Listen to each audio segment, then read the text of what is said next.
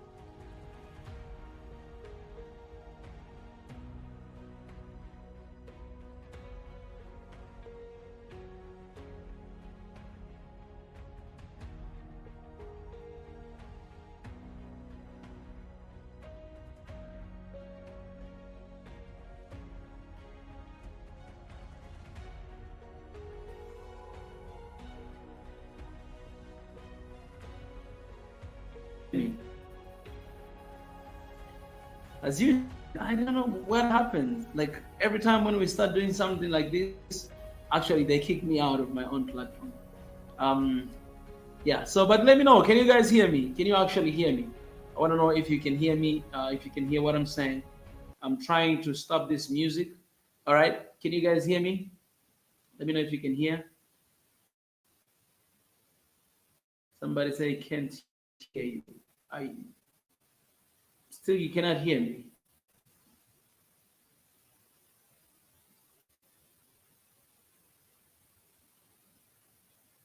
Okay, I'm waiting to hear from you guys. Can you hear me? Can you actually hear me?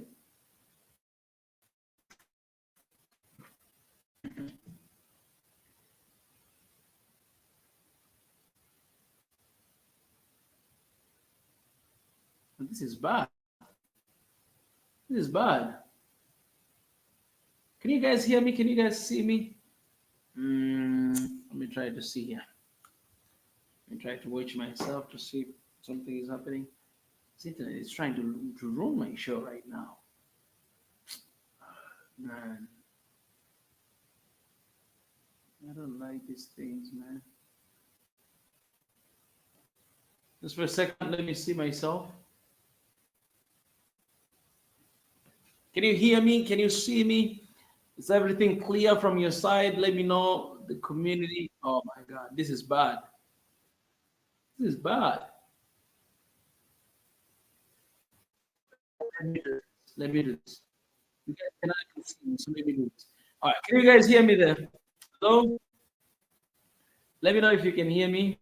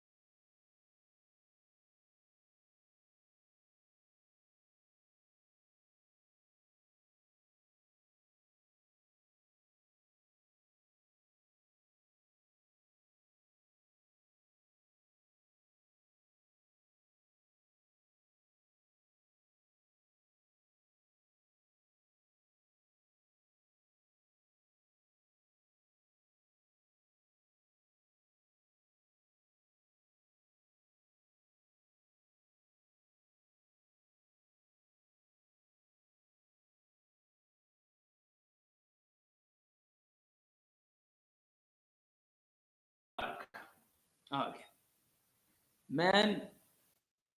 I don't know what is happening. I've been kicked out from my own platform. All right, I appreciate everybody that is joining. I'm just gonna keep. I appreciate everybody that is. We have people from joining from it. If you believe Ethiopia does look at nation president, young and critical thinker, unlike South Africa, led by.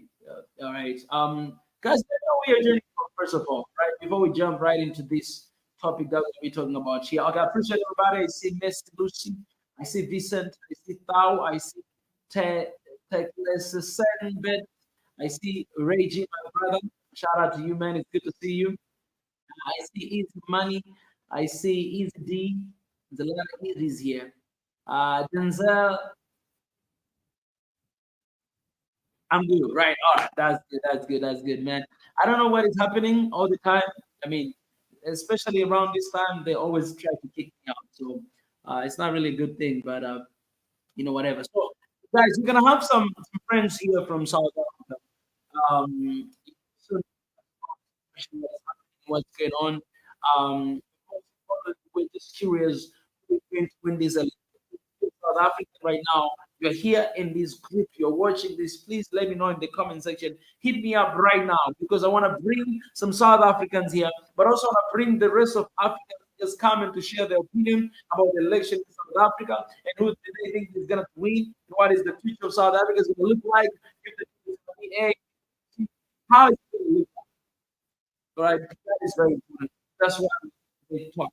So let me just pray before we begin. God, I thank you for today, my brothers and sisters who are joining me all over the world here on YouTube, yes, on TikTok, on Instagram as well. I appreciate that we're gonna have a nice short session discuss about the state of South Africa, the state of Africa. We invite you here in the precious name of Christ. I pray. Amen and amen and amen. All right, guys, appreciate you. So let me know if you're joining me right now. Let me know where you're joining from, and if you have South Africans in the house, um, drop the flag. We're live on Instagram, YouTube, and we're live on um, uh, uh, live in all Swahili Nation on YouTube and other platforms. You write that, and you're gonna see. Um, very soon, our brother Ezra will be joining us, share with us some of the things that are happening now. My brother is actually having dinner. It's good for dinner, Ezra. He just end up fasting tonight. Yeah, my brother's having dinner right now, so he's gonna come and join us very soon. Let me know, guys. I wanna start reading your comments before I share anything. Before my brother coming in and share his heart as well. I wanna hear from you. So, what do you think? Who happened? Is happening? What's up? I would love to hear from you. I'm gonna start reading your comments very soon, so just drop your comment section.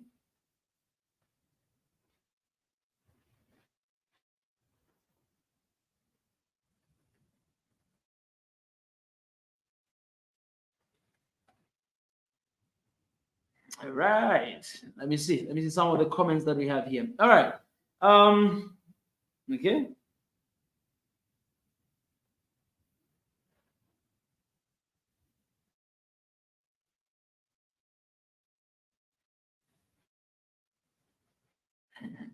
All right. Viva Specifico.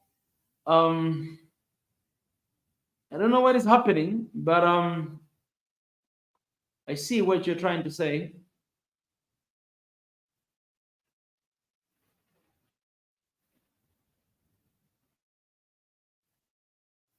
Yeah, man. Yes, I see. I feel you, man. I feel you. I feel you. I feel you. And to be honest, I feel the same way. Um, you know, what can we do? Yeah. That's why, one of the things that we are trying to do is we are trying to actually fight for the rest of Africa because, to be honest, I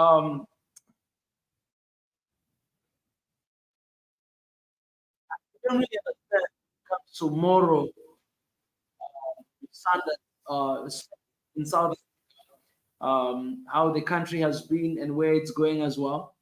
And you know, my I'm gonna be very honest with you guys. Um, my pride in the rest of Africa is that I think we should hold to our norms, traditions, and things that we believe in, not allow, not allowing anything from the Western, especially Western countries, uh, to to to damage our culture and what we believe in, stand for. Africa community, to be honest, it's very religious community, right? Whether you're a Christian or whether you are Muslim, whether you believe in the traditional religion, but it's very um, fearing God kind of tradition. There's a lot of things that we hold dear to our hearts, basically because of the influence of our faith and what we believe in. You know what I'm saying? I think that is what has been keeping Africa together to this moment. To be honest, a lot of us sometimes we don't appreciate much with Africa. We have so many struggles, we have so many issues, and we complain. But we need to take a moment to appreciate what is in Africa. Let me tell you this, man. This continent only constitutes 3% of the pollution that you see in the air. In the whole world pollution, only 3% Africa constitutes that. The continent that has more than 1 billion people, 1.4 billion people. The continent that has 54, different countries, only 3%. You could say about conversation and all this. How much Africa is left and see how much Africa, everything that Africa has been going through, everything that Africa is going through, but still Africa is. I just heard news the other day that actually ancient Egyptians they used to do surgery on cancer. They used to treat cancer. Ancient Egypt, they used to treat cancer, man. That is 4,000 years ago. They tell us that but let me tell you, your ancestors used to cure cancer 4,000 years ago. Your ancestors used to do. This is the coincidence. When you look at the history of Africa, when you look at how pyramids were made, when you look at all these castles where we were built, I went to Ethiopia, this one place called Fasil Castle, one of the craziest architects you ever find in this world. When I went to Zambia, it's a crazy culture. When I went to man, you guys, Ethiopia, the same thing. Kenya, Tanzania, the same thing. South Africa, the same thing. East Africa, long time ago. It was developed a long time ago.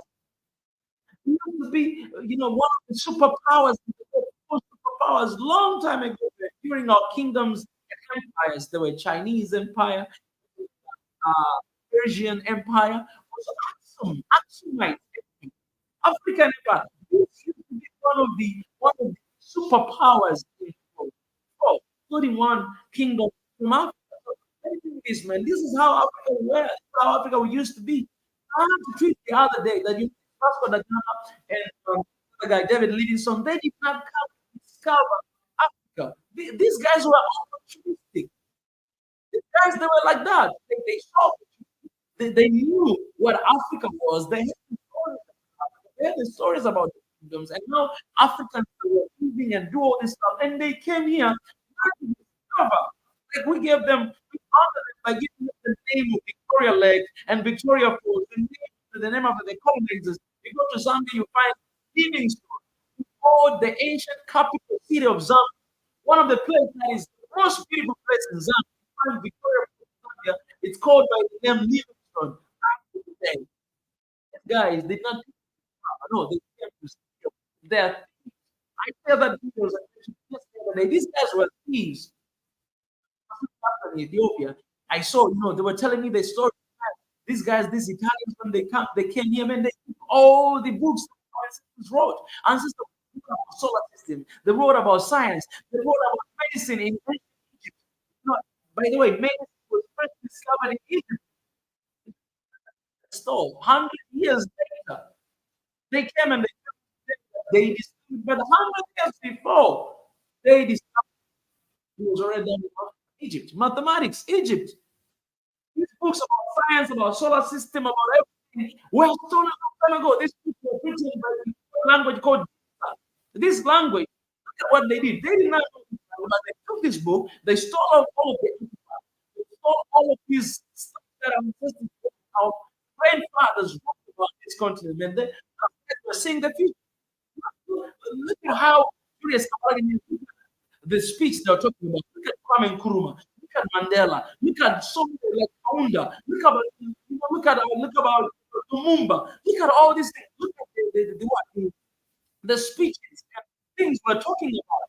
These things are happening today. These guys were almost like they were talking about the future of Africa and never see who's going. 1,000 years ago, 60 years, 70 years, 100 years, these guys they used to do. Ancestors, these guys they stole, they brought to the museum. Today you have to pay money to see these artifacts in the museum. You give them money. And not only that, these books they studied them. First of all, they studied these languages. Second, they translated it into English. And they return it to you as physics, chemistry, biology books. And we're reading. These guys are very smart. They read it. No, no, no, no, no. Our ancestors did that 4,000 years ago. Our people. So let me tell you this, man. One of the greatest things is and I was listening why genocide happened in 1994. So what happened is when those guys that came to Rwanda, those Belgian people, what they did is they had to make sure that they destroy the values of the by that smarter. No, he's just a coward. No, he's dumb. No, you are smart. That's what they did. They put poison in all of these people.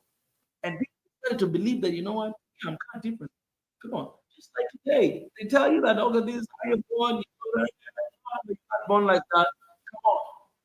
If you want to know what is being done for you to be who you are, what is being done for you, if you will know the details of what is being done, to say here, these guys are out. Media. Go and do research. I can say. If this was my own platform, I'll tell you the details of this. I'm speaking it because I know it. Go and do research. Go and see. See for yourself. Why we've been having a huge wave of this, LGBT movement going on right now, going on so hard in Africa. They don't force in China. They don't force in the Middle East. Why it's happening in Africa? Go and do your own research. Don't be lazy. And you are hating on us. Man, this is your awareness. Come on, man. Come on. Come on. Genocide happened in Rwanda. They took away their values. And you know what? People did not stand against it. They celebrated. The result? More than 1 million people killed within 100 days. That happen again in Africa because as long as I'm alive, that is not gonna happen, man. My prayer today, I just come from church. My prayer was this: God, please use me. I am ready. If there's anything you want to do for this continent, I am ready. Use me. Ready. You know what I'm saying? And I'm telling you, man, this is not gonna happen under my watch. Because God is watching over this continent. I told him that I'm ready. Use me. However you want to do it. I'm ready. Send me, use me. I'm gonna speak. I'm gonna say boldly, confidently, because I know I represent you. On earth, our broad state represent. Bring his kingdom to faith. Look at us. You gotta see God in us. I'm telling you, man, the fear of God is the beginning, but the fear of man leads to destruction. And that's what is happening in the world right now. We fear with body but God. will never be taken. We're going to fight for those values. You can decide in your country to let it go. That is you, man. But I'm gonna still talk about it. Even if you stop me coming from your country, yeah, it's okay. I can still use social media like this. You still listen to, you still listen to us. I don't make that happen. I'm telling you, I'm telling you. When you take personal things, national things, you know what happens? If there's a judgment on the person, it's gonna come to the nation. That's why the scripture says, if my people who are called by my name will humble themselves, seek my face, turn away from the wicked ways, and pray, therefore I'll hear from heaven, I'll forgive their sins, and I'll heal the land. That's the promise of God. Seek my face, pray, turn away from the wicked ways. I will hear from you.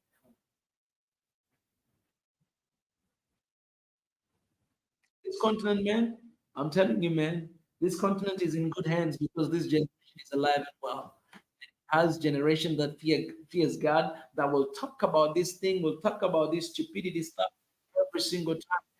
God, who is alive? Who loves everybody, including you, including me, including those. Everybody loves everybody. Just want to know the truth. The truth. Whether you like it, whether you don't like it, it's the truth, man. It's the truth. It is the truth. It is the truth. Appreciate it. We have a new member. Viva specific. It's a new member. Appreciate you joining and becoming a member. Family. You guys, you cannot hear me. My God. All right. What's happening? It's breaking, man. Let me know if you can hear me clear right now. I want you guys to hear me very clear. Hey, Ethiopia. What's up, Ethiopian in the house? I see a lot of Ethiopians here joining me on TikTok. Ethiopia, by the way, I'm coming to Ethiopia very soon. Very soon. Um, all right. Let me know right now. Can you guys hear clear right now? Does the voice still breaking? It does, let me know. You understand what I'm saying, man? I'm not gonna sit here and stay silent, man. I'm not gonna sit here and stay silent. And this is the love message, man. Let me tell you this: the world we're living today, they don't want you to know the truth. They don't want us to know the truth. The truth is not the question. Let me tell you this, man. Whoever tells you that loves you, if I don't tell you the truth, I care nothing about you. I care nothing about you. And I'm telling you, we promised here from 2021 that this is going to be a community that will be radical truth with everything. And this is our truth. This is the truth. So I understand how you feel. I understand. Because if I'm gonna be honest with you, I feel the same way. That's why I was so proud with Uganda. That's why I was so proud with Ghana. Standing and be like, no, no, no, no, no, hey, no, no, no, we ain't gonna go to Middle East and do what you do. Do you think these guys do all their agendas to the Middle East or to China? They don't even dare to talk about it. You remember when the World Cup in Saudi Arabia? You remember? You remember? The Henry captain was rainbow, captain badge. No, they said no. They say in our country we don't allow that. Ain't nobody's gonna wear that, and they did not wear it. That's the ground that Africa is standing on. Come on, man. Get away. No, no, no, no, no, no, no. This continent is so much better place because we are alive. I'm telling you, as long as I am alive, I'm not here. I am here right now. And you think you want to do today? I am ready. I am here. Use me. If there's anything you want to speak to this continent, I am ready. Use me. If there's anything you're gonna speak to my country, I am ready. Use me. Just use me. Just use me. I am ready. And that is prayer. You pray the same thing as well. Yeah, yeah. If anything, You wanna, you know, use me? I'm here. I am ready. I am available. I'm available. Let me give you one solution, right? This is it's a good solution. As I'm waiting for my brother as I need to read this scripture. Why I pray like that? Understand? Why? Tell you why.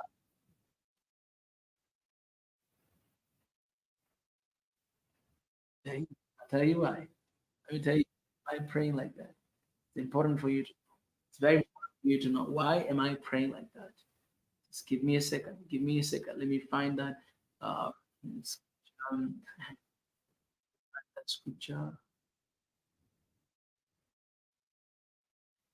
Let me you, show you. I'm gonna read this for you guys. Okay? Whether you know it or you don't, but guys, now yeah.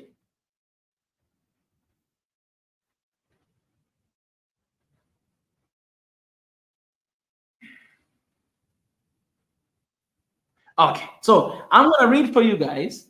This is Genesis, the book of Genesis. I'll read for you guys, Glory. There's something here I want to show you. Why? Let me show you here. Genesis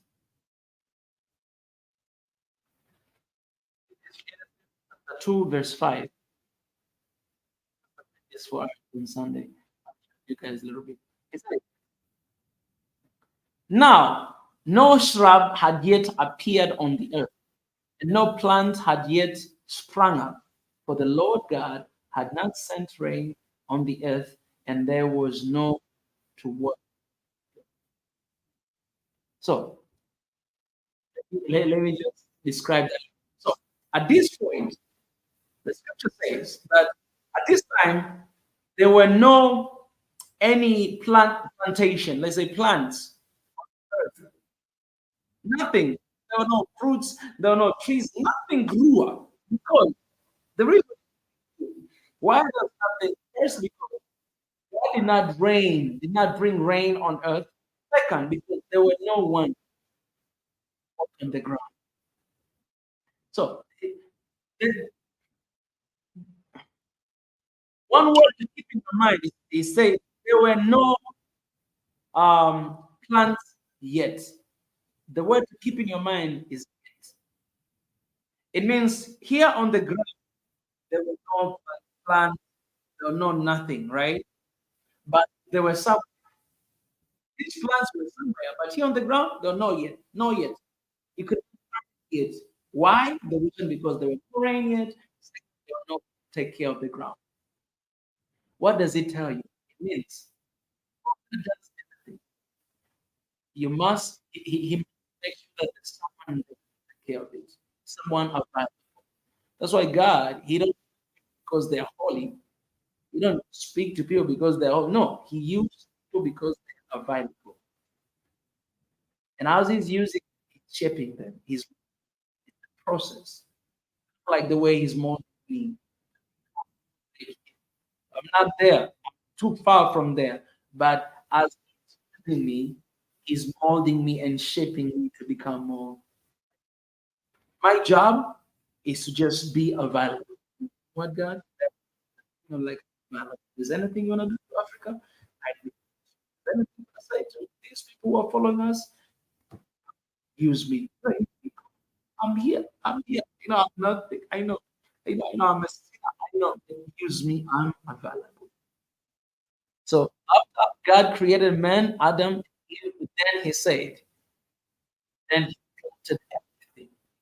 Already something to take. Because whatever that God gives you, you got to take care of it. Your continent of Africa, God has given us this continent. He's given us, we need to take care of it. We need to cultivate it. As a result, you see what is happening. You blame leadership, you say, because given the duty and responsibility to take care of it, and they're not doing it well, and look at where we are today. So that's if there's anything you want this continent, I'm available. I hope you ready to say. South Africa. Who will win the election in South Africa? It's a it's a difficult question to ask right now, but I believe you guys already have the answer. Let me know your prediction, guys. Let me know your predictions, and let me know. I'm gonna go ahead and now I want to hear you. Ezra, where are you, man? I'm only waiting for you here. And what you think about this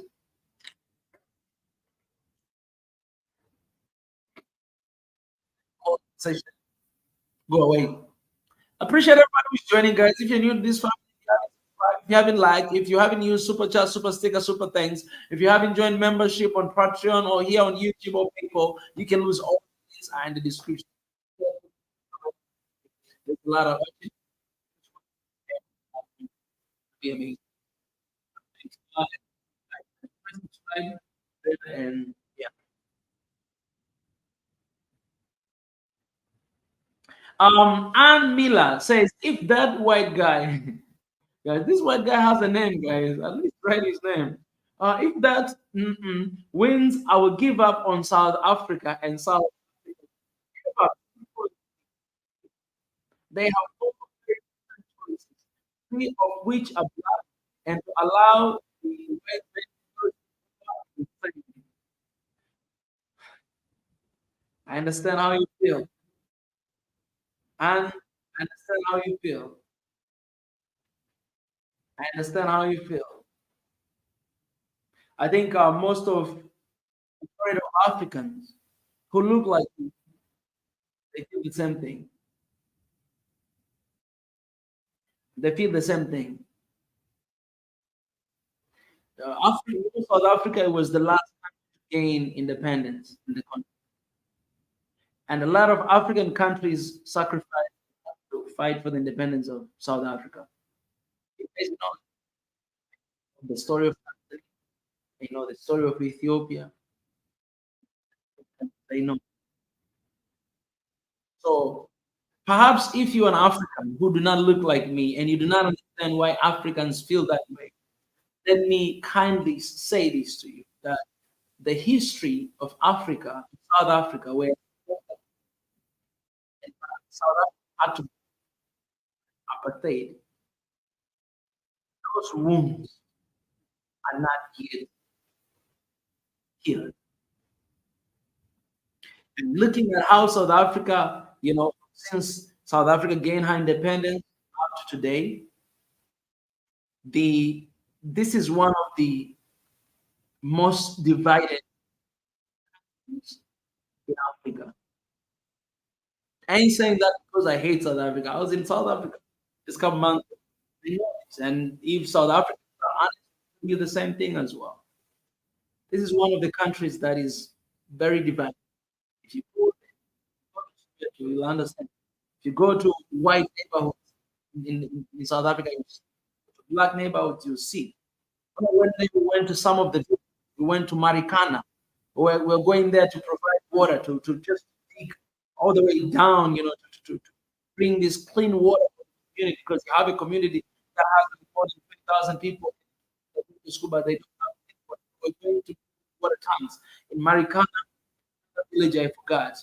When I was with my Korean friends, I was going there to do that work. And you know what they were saying? They did not know that I understood, but it really hurt me. And I gave them feedback at the end of the day.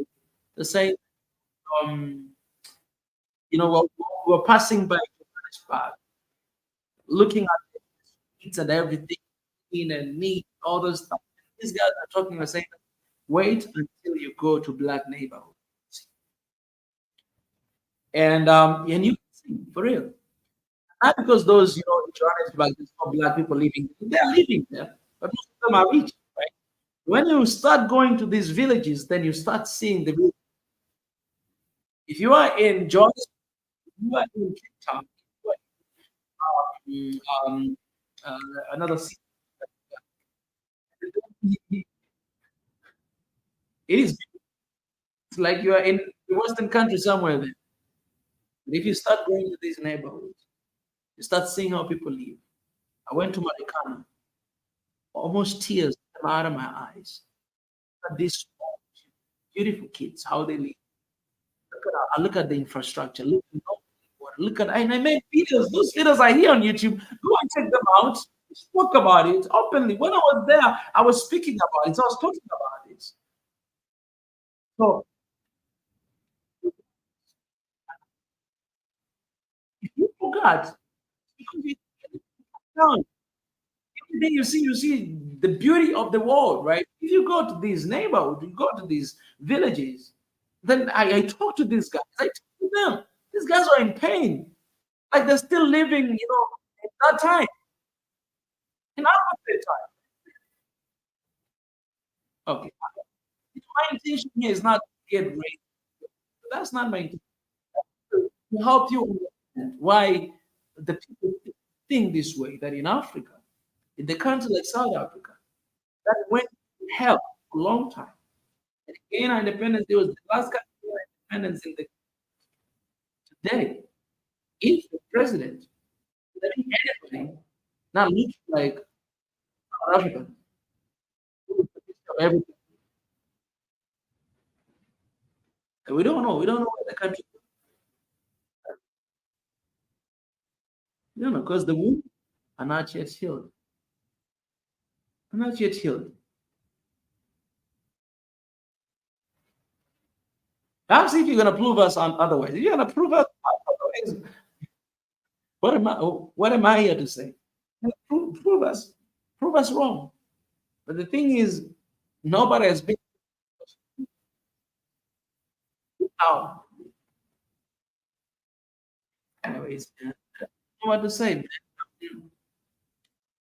Yeah, I gotta be honest with you, man. It is scary, to be honest. It is scary. It is scary. Because when you go to South Africa, you realize the the presence of so many different nationalities in South Africa. It has changed like big time, big time. Was going to the street, Johannesburg, Cape Town, and I forgot the other big city. What was the name of the other city, guys? If you remember, let me know. I was there, man. Every single road, every single street is named after someone else. You know, I went to New York in South Africa. I was in New York.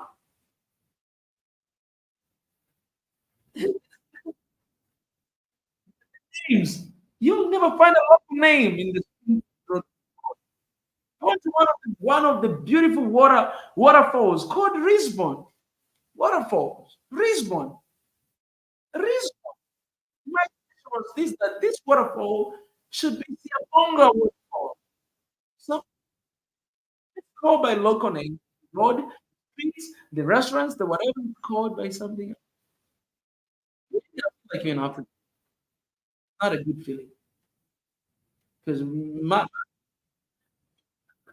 I've always been saying that it's a time to rename this continent. I went to Zambia. I said, this is not a Victoria waterfalls. This is mostly all Tunya water. This is not Livingstone City. No, this is mostly all Tunyas. Actually, that is the original name. You see what I'm saying? That's how it's supposed to be. How are we going to brag towards the next generation? I'm telling you. You in South Africa, the most beautiful place, Lisbon Fall. Think about Portugal. You don't think of South Africa. If you try type on Google, you find Lisbon Fall. South Africa. And they go there. The only thing you get is Europe right now. I'm in Lisbon. That's South Africa. This is not what I was supposed to talk about. I'm supposed to talk about who is going to win this election.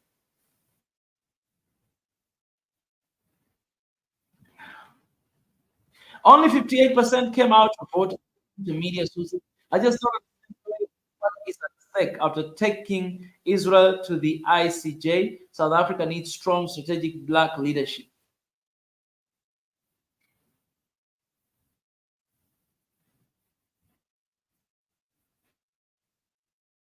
From Jamaica, we've seen Nelson Mandela song every day. It's a shame to see the ANC party run to rubbish by its leaders.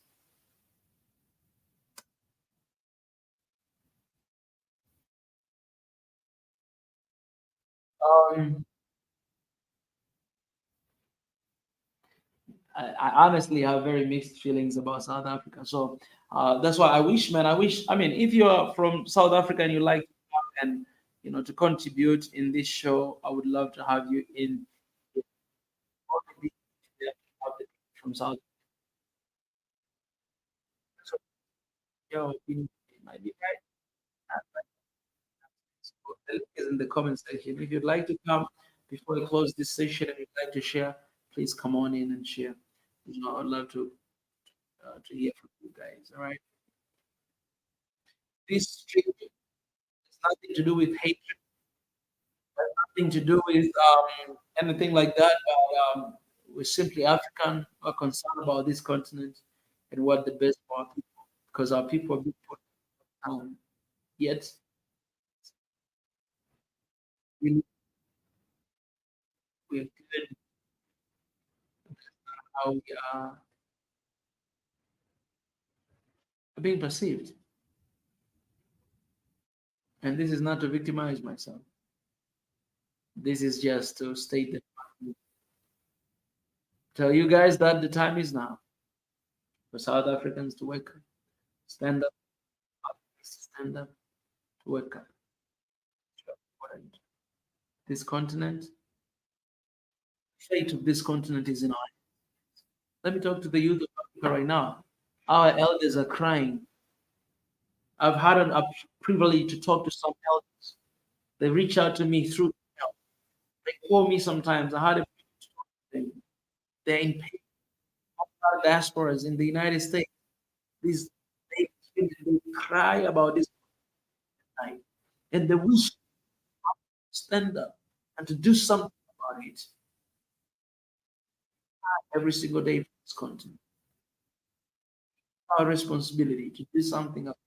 It's our responsibility to save these people for the next for the sake of the next and coming generations. That's why we. That's why. We're here to cover election in South Africa. You know, not because we get anything that no, but because we care about our countries and we show the best about our countries. The link is in the comment section. Anyone who can share, appreciate everybody who is joining. Appreciate people on Instagram. Appreciate people on TikTok. Appreciate people on X as well. Appreciate you guys. It's fine here. Yeah, check. Check. People. Oh, hey. Oh man. Yeah, I'm gonna have a big day. There's a lot of things to be done tomorrow, so I ain't gonna stay here for a long time. I realize now who is going to win. That's freaking right now. People are freaking out because I saw the news that ANC is losing. So you're left with two choices, two people, Malema or so. Um,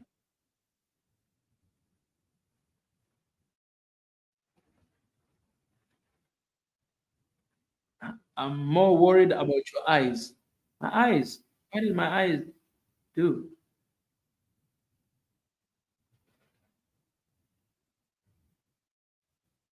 What?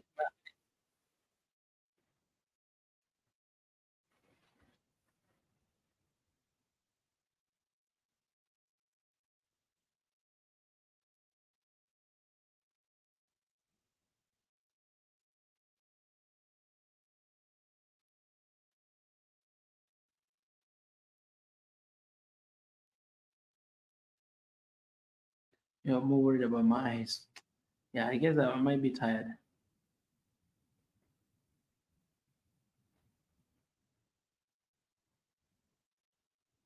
Malema is trending in Africa.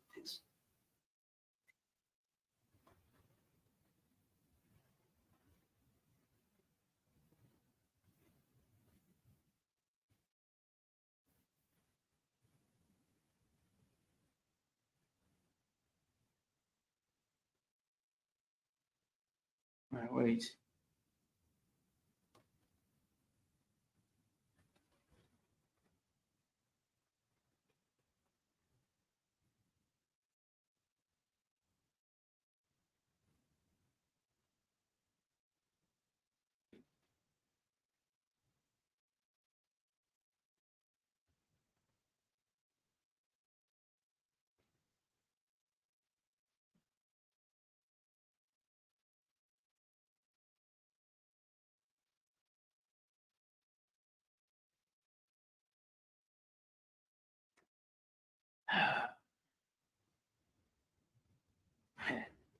Oh man.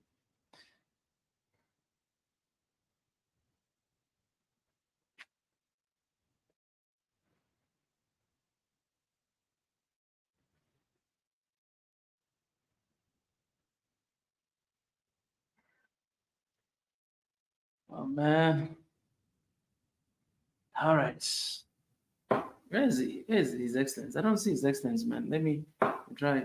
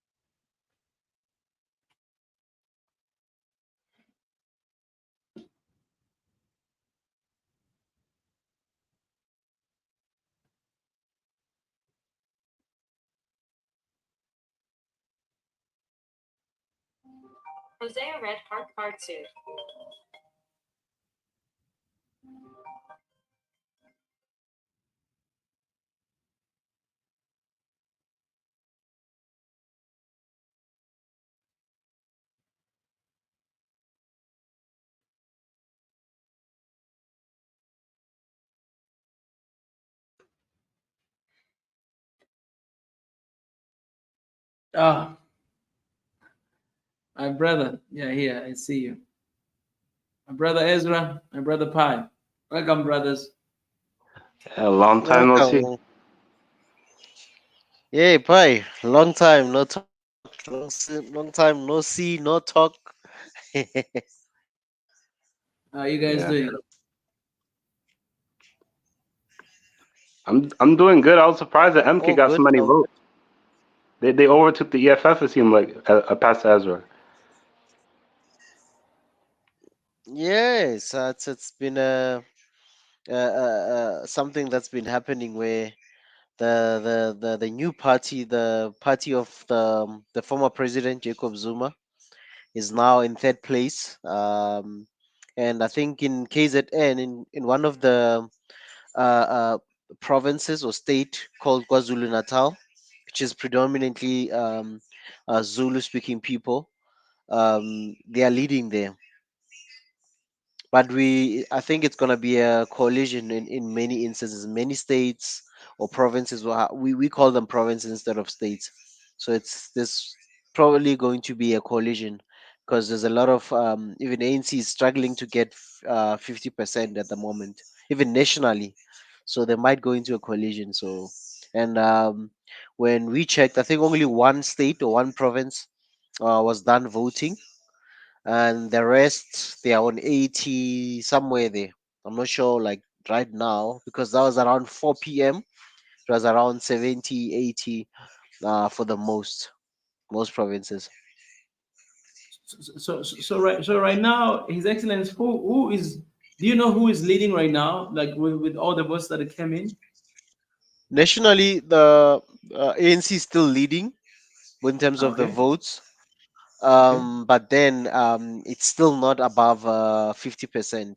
The last I checked, I'm also just trying to go into the IEC, the election results that have already came so far. I'm just trying to go into their website and see how far is it and stuff. Mm. So, but ANC is still leading nationally. But in Western Cape, Western Cape, there's a province called Western Cape.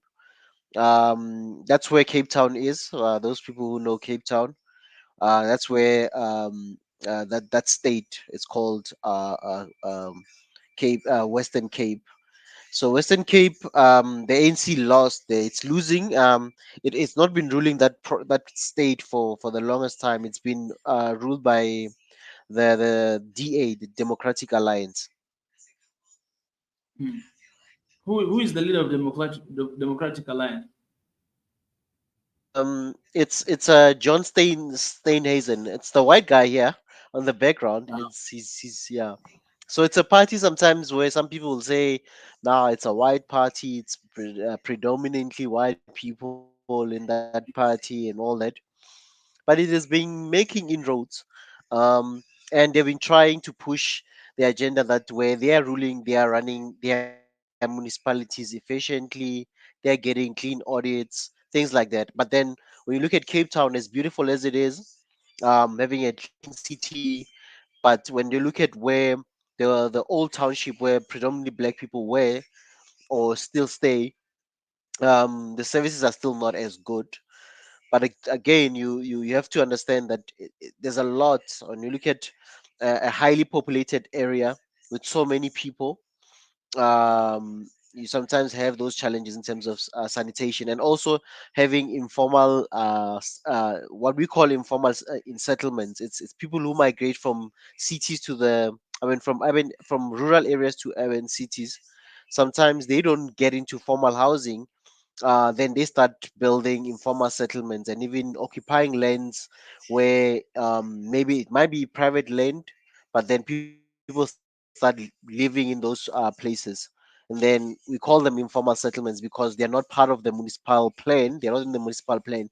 Hence, we call them informal settlements. Some people might even call them slums or squatter camps. There's many names. Mostly, like in other countries, they'll say slum. It's a slum because it's where you struggle to find proper sanitation like water, electricity, because those areas it's people who move from migrated. And then when they get to the cities, most of the places are very expensive for rentals, so they end up starting like small structures in the outskirts of the cities, and then basically they become informal settlements. But then when you look at what we call a township, where predominantly black people were, remember in during apartheid, with South Africa, most people what they don't understand, and it's a shocker for many people, is because it was structured in such a way that you stayed according to your tribe, you stayed according to your color, unlike other countries in Africa where and also it's a satellite colony. It wasn't like you had only a governor, only a few people who just go there in the country and colonize, and then but most of the resources just going overseas. They came and even settled and built, and then now when things were moving, then they started separating people according to tribes, according to race, according to where you came from, and all those things. So those things, it's sad because it's not easy to reverse something that has been happening for many years, decades, and stuff. I mean, just you cannot just change them quickly, especially when you look at a lot of black people. And some people don't understand the history of apartheid. They just think apartheid was like other colonization in other African countries. It was totally different. It was a system where everything was separated according to your race, and even wealth. You stayed according to where, if you have money you can stay in certain place, if you don't have money you can't sit there. The law will separate you. It was even in law. It wasn't something where it was just you choose because I'm a South African, I'll just stay anywhere. No, there's places where you wouldn't stay because you wouldn't afford, and again you'll be moved if you don't have the means to stay in that place. Then they'll shade you out of the outskirts of the cities and stuff. Hence, if you come to South Africa, you can be in the nicest places so much that you don't know that there's the other side, which is there is poverty, there is challenges. But one thing about South Africa, it's open. There's issues in the country are very known. That's why ANC now, most people are being saying, no, what, we are moving away from ANC. We think, yes, as a liberation movement, um, people think like, especially there's high unemployment among the youth. You've had load shedding problems where it's electricity problems. We've had a lot of challenges as a country, crime, things like that, and those things have really, those are the issues that are affecting a lot of South Africans, and some South Africans are voting looking at such issues. They're not voting because man, this is the party of Mandela. We'll just stick to the same party, or there's a liberation movement. They helped us to they liberated us from the apartheid system and all those things. So people now are looking at things like, what are you doing? It's been 30 years since we got democracy, since the end of apartheid. 30 years is not a long time, but at the same time it is a long time for many people as well, because somebody who was born in 94, they are now an adult, and if they are not employed, they didn't struggle, they don't know separation, they don't know the victimization of black people. To them it doesn't make sense. They're like, you've been in charge, where are the knowledge, where are the opportunities for the people? They are there, but it's not enough. So how do the challenge now for ANC? Some people sometimes they look at ANC and say, "Ah, man, this black party was supposed to just kick all the white people or do that." But factor in, there was already systems in place. There was already um, industries in place. There was a lot of things that were already there. If we enter, while a lot majority, the black majority were not allowed to even go to universities. They were the labor of the country. That's why when you look at a lot of black people in the country, or other people who come from other countries, they're like, what have this what have the black people done? And they realize they're forgetting that most of the infrastructure that's in place, it was built on the backs of black people who never had all the opportunity to be their own masters or their own bosses. So with the new democracy, a lot has been changed in terms of quotas, employment increases. There's been a lot of things that happened, but there's it's you are fighting against it's like sometimes when you look at the Americans, how they've also struggled to accumulate wealth and be self-sufficient and all those things, because you're competing with people who've already have a head start. Like going to university, most of us were the first generation to graduate, and some people who don't know, they just think it has just been normal, it's just been a black run country. No, black people were not allowed to go to school. Formal education was just for the few. They will only select few. So you can have 40 million, let's say by 94, I'm not sure, I think we were like 30 something million or 40 million then, and you have maybe 80% that didn't really have a formal education. So the Mandela and stuff, they look at the bigger picture to say we need to empower the black people to get educated, to give them, expose them to knowledge, expose them to leadership roles, and then slowly will the obviously things will transform. And also putting laws to accommodate black people into every system and all part of the industries, economy, and all the stuff. So hence it was economical, politically it was easier. It was an easy system, but economically you are now competing with people who have accumulated wealth for over 300 years, while you are just starting to have the equal opportunities, while others already had the upper hand to to um, to develop themselves and to gain wealth.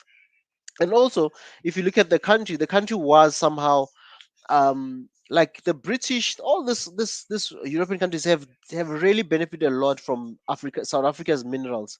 South Africa at some point it was the biggest gold producer in the world, and I think in the 70s there was a point where we've produced more gold than any other nation, and even now there's no country that can, I think, produce one over 1,000 tons of gold per annum annually. Currently, still failing to get there. Even those who are now number one, the big guys and stuff, they can't produce so much gold.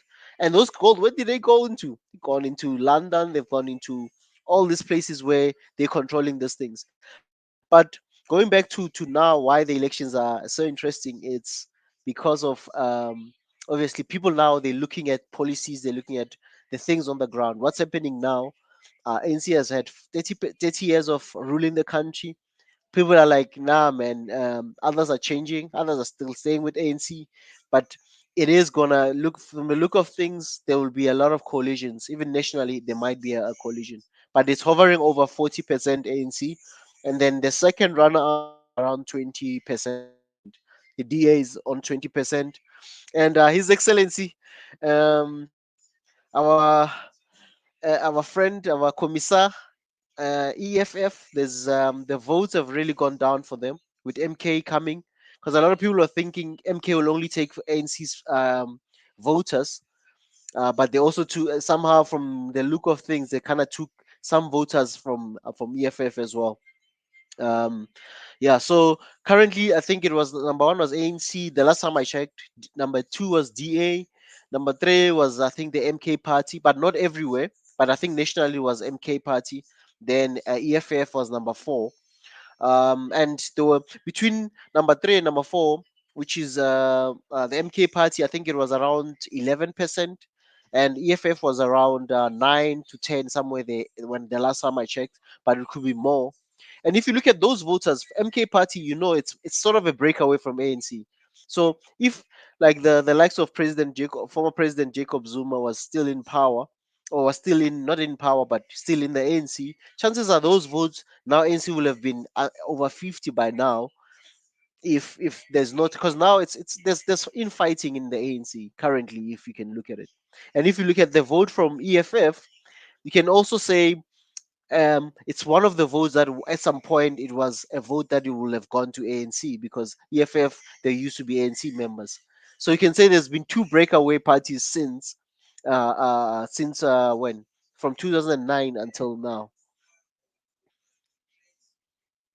Man, yeah, really, yeah, it's it's very. I don't know how do you feel. I want to ask you first of all, how do you feel, His Excellence, especially when you look at those numbers? You're saying you see who is number one, you see who is number two. You know, like how do you feel? Especially, I mean, I'm talking about the number two, if you know what I'm saying. Like, is this like, yeah? How do you feel about it? I just want to know that. Um, what I feel is really, I think it's time for a change. At the same time, um, I think NC has done a lot, and NC can still do better if they're still put in power. And again, with democracy now, more parties coming into play now, and I mean, gaining more votes and stuff, I think it's also good for our democracy. It'll help that there isn't, because at some point ANC had two-thirds majority in national government and even in the provinces or states. So now there isn't really absolute power to override everyone. It'll give the country a more say for the people. And if they go into coalition, it's another interesting part. Will they go with the DA? Will they work with EFF? Will they work with the MK party? But from what I've heard from the MK party, the guys are saying they'll not go into coalition with ANC as long as President Ramaphosa is still there in power. And because we know that the tension is between the former president and the president that's there, which is President Ramaphosa. And some people, like, when you look at all these parties, I mean, no one is really. I mean, even Zuma, former President Jacob Zuma, he didn't leave in good terms. He had a lot of corruption scandals and a lot of things that were said against him, or charges against him, which some of them he still needs to still account. But there's been a lot of court cases and all those things. So it's it isn't really something that there isn't really much as well for me. Like, when I look at all the parties at the moment, if they go into coalition, we don't know who's gonna go with ANC. Maybe EFF will work with ANC. Who knows? But all of them, I don't think, if they combine each other, yeah, maybe they might release. But then it'll take a lot of parties to remove the ANC out of power. And they might release them if they, in some provinces, the ANC is winning. Like, if you look at Mpumalanga, there's another province where you were, His Excellency. That's a province called Mpumalanga, which is the place of the rising sun. It's a province called Mpumalanga, but you were there inside those parks. I think Kruger National Parks and those other places like Lisbon Falls and all those places. But that province, it's not where it's called Mpumalanga, the province. There ANC is still winning because it has also a lot of rural voters. ANC still has a lot of support in terms of rural areas. In the urban areas, there's been a lot of shifting because in Johannesburg, ANC and in Johannesburg and Pretoria, where you were when you were in South Africa, His Excellency, um, the city in Pretoria, for example, it's the DA mayor. There's a DA mayor, and then in Yeah. Johannesburg, it's an ANC mayor, but through a collision as well. No one could get over 50%. So in the big cities, there's been a big change where ANC is no longer dominating. It's now in the outskirts, the small towns, the villages and stuff where it's still very, very, very strong. But in the cities, yeah, they are really struggling now. Well, what would you say if DA won the election? I think it'd also be good for a country. I don't really fault them. I don't use the because some people will use the race line. Just say, nah, you guys, this is a predominantly white party. We are bringing apartheid back and all those things. I don't think anybody at this moment in South African history you can do apartheid. The country will erupt to chaos. You'll not mend this country. South Africa is not an easy country. Oh. Some people think Africa it's a there's a lot of people South Africans are very they can resist things. It's not a country where you can just even now I don't think somebody can come and say they'll resist and become or somebody can just come military and say they're taking over the country. Even if they take over, there will be a lot of unrest. They'll not be able to control the country. So Mm. Do, um do, yeah. so Do- yeah, it'll depend. It'll depend on what can they do if they're given 5 years. Let's see what they can do. They can get the clean audits because with clean audits you can trace all the money where it went to. Those are good signs of good management. But then will it help elevate? Will jobs come? Will industries grow? All those things are very important. For now, a lot of South Africans are looking into jobs, electricity, and stabilizing things in the country. Like a lot of things have not been managed well. Certain things are questionable. Others are managed well. Others are extremely not well. So yeah. I will, for me, at the moment, if anybody comes into power, whether it's EFF or whether it's a coalition and they decide to work together, I think right now all South Africans want a best functional state. And when South Africa can reach its full potential, because we know at the moment South Africa we feel like it's on a 30% the like operational performance. It's not where it's supposed to be as a country. We know we're not supposed to be economically. We're not supposed to be where we are socially. We know we're not supposed to be where we are because those are the biggest factors in the country. Now people are voting along those lines. When I look at how people have voted, and we've had a lot of turnout this time. A lot of people came to vote. As much as we had a lot of young people who were not sure, but the lines, the queues. I even showed you, His Excellency, how I stood for over an hour on the queue, like almost 2 hours that I was in the queue because the queues were long. So Yeah. I think whoever's gonna come, he's not gonna relax and say, "I got this. I'll just manage. I have the support." I think at some point ANC was more complacent, and then I think this is a big wake up call. Even if they go back to government, I don't think they'll play and they'll not defend people with questionable characters who have corruption cases. Even the former president, as much as he started a party, there's still a lot of things that are surrounding him. You understand? There's a lot of things that happen even under his presidency. It's not all. It was all rosy. This guy is a victim because some people are using that. For me, I don't buy that. That's my opinion. When I observe his his presidency, I love him as a person. The reason why he's so good in terms of the votes is because His Excellency naturally that man has that thing. People is a likable character, if I may put it that way. So he can resonate with people, even though people, when he was in presidency, people were saying he built his home, spent a lot of taxpayers' money on his home. Extremely, extremely, it looks like a royal house when you look at where he stays now. Everyone was fighting. Even Malema, they were always heckling him in parliament, talking about the money and everything.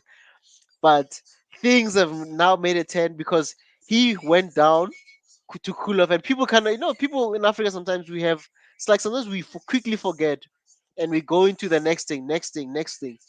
You understand?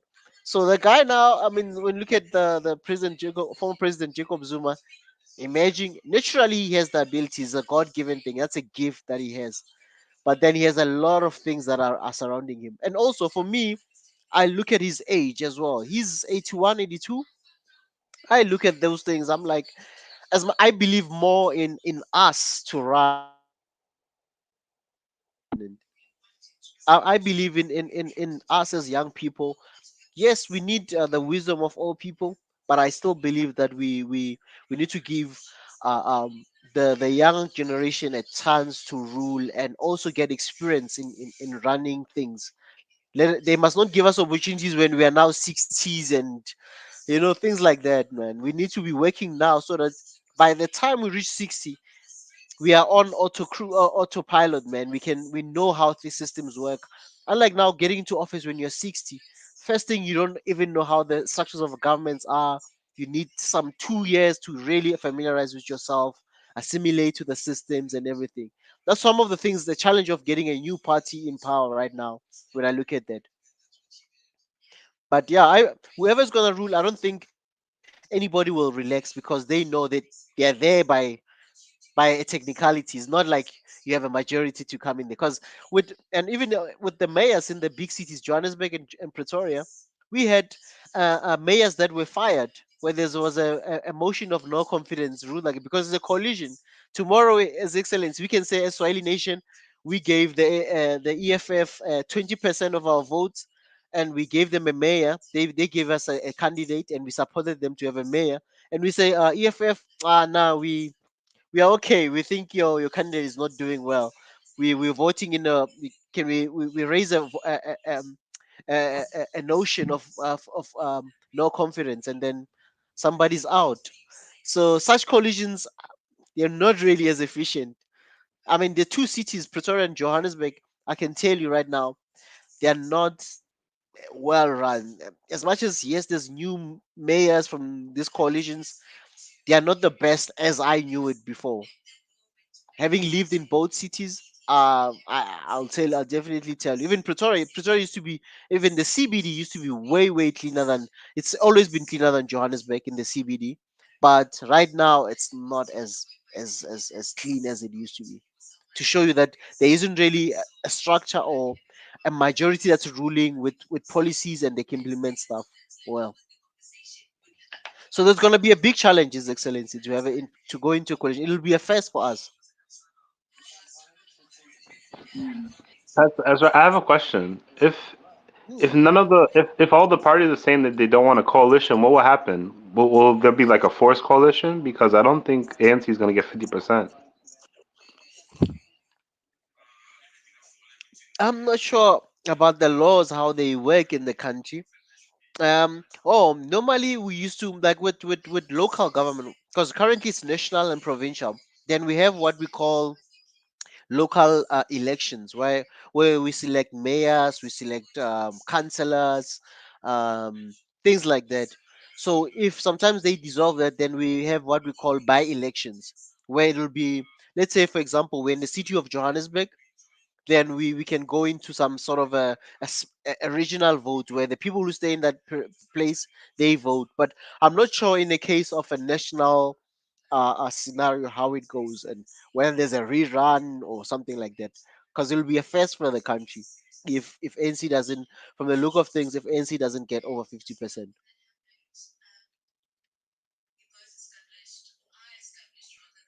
So I'm not sure if I answered you there, Pi.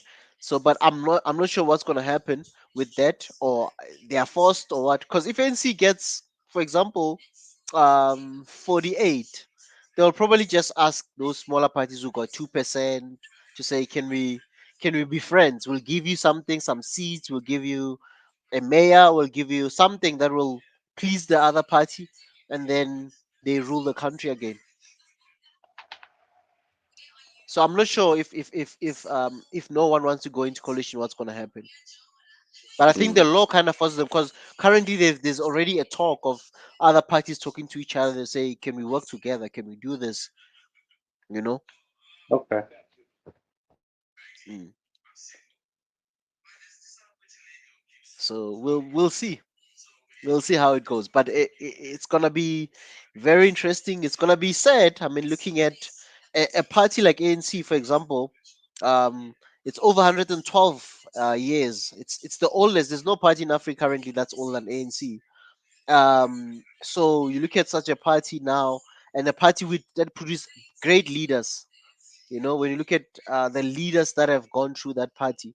But hey, if you can't deliver, it is what it is.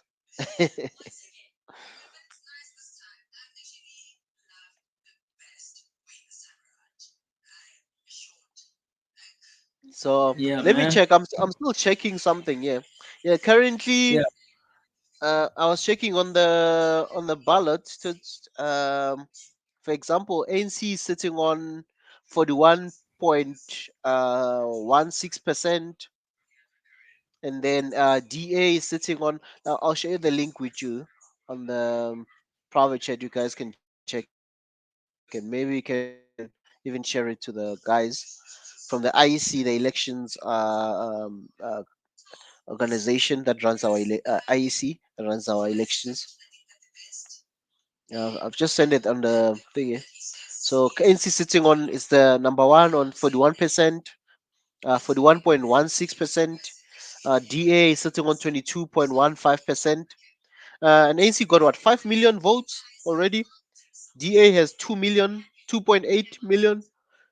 Sorry, MK has 1,683,149. 1,683,149. So yeah.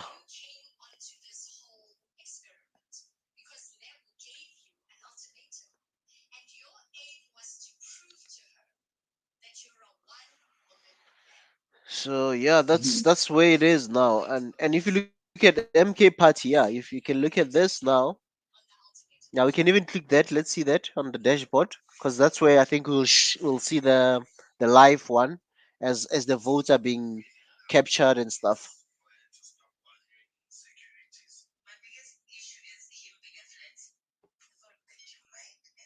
It's still loading. Loading.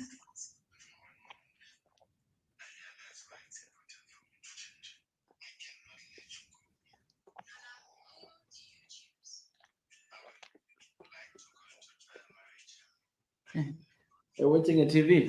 His Excellency. Oh, sorry about that. Result portal. Hmm.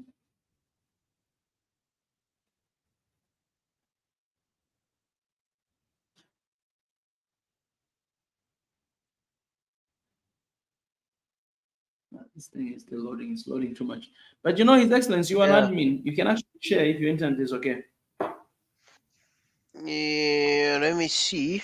Yeah, because I'm on the dashboard currently. Yeah, because Let me see. Let me see.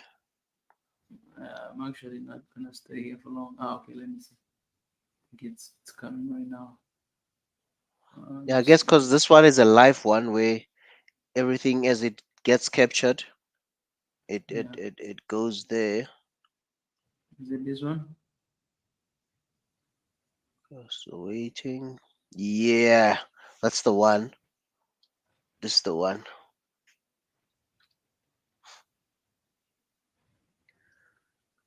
So yeah, there it is now. As you can see, the votes.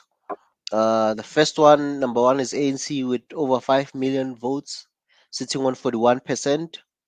The DA is sitting on 2.9 million votes, 21%. And then we've got the MK party, led by the former president Jacob Zuma, sitting on 1.8 million, and also the EFF, led by Julius Malema, sitting on 1.2 and on 9%. So yeah, so even if you take, for example, if you take DA, MK, and EFF, you still do not have 50%. So you still need those smaller parties to make up. So for the government, whoever want they, if they decide to go into a coalition and say, you know what, they want to remove ANC at all costs, which means they'll have to go and merge with all the other parties. Will have to merge together Wow. so that they can. But now, if you look at from number two until maybe even to one to 0 point whatever percentage, look at that. I mean, you've got a lot of parties, and who will want to work with? We've got what, 38 or something parties. Let's say you just against one party. Are you going to work with 37 parties with different ideologies, different motives? We've got Rise Mzansi. We had some Rise Mzansi guys here on our show. They're still on zero Mm. point 0.4. So imagine how many parties are there and how you're going to appease them so that they can work with you. You see, Yeah. is You know, of what is the having a population? coalition with. What is the population of the white people in South Africa? Um, the population from the last census, I think we had census in 2021. The last the census on 2019, I forgot, but it's I think it used to be 10%. I think now they're hovering around 8% of the Which population. which is the number? How many million for those? Sure. We are like what, 62 million people in the country. Yeah. Okay. Um, just depends on the stats of how you look. It's between 60 and 62 million, as far as I remember. I think it's Yeah. around there. It's around there. Yeah.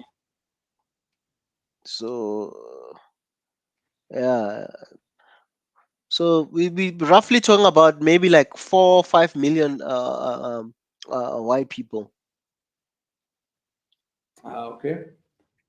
Mm. So there are a lot of them. And remember, we've got a lot that also left who are living in Australia. We've got a lot of people immigrating to other countries as well, like your Yeah. Australia, your New Zealand, UK, but mostly Australia and UK. You know, people when people go to Australia or UK, chances of coming back in the country are very slim. Because Mm. I have a friend who's in Australia, by the way. Um, Mm. he tells me it's similar to South Africa in terms of weather, the beaches. They've got a lot of sunshine, Yeah. and unlike if they had chosen to live in the UK, where the weather is not the best. So the best weather is in South Africa, or Australia apparently has a good weather as well. So Yeah.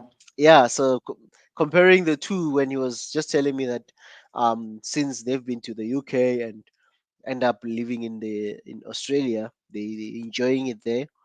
But yeah, so and I don't think he's gonna come back because he left to study, and since, man, he's been working there for, I think, now over 14 years.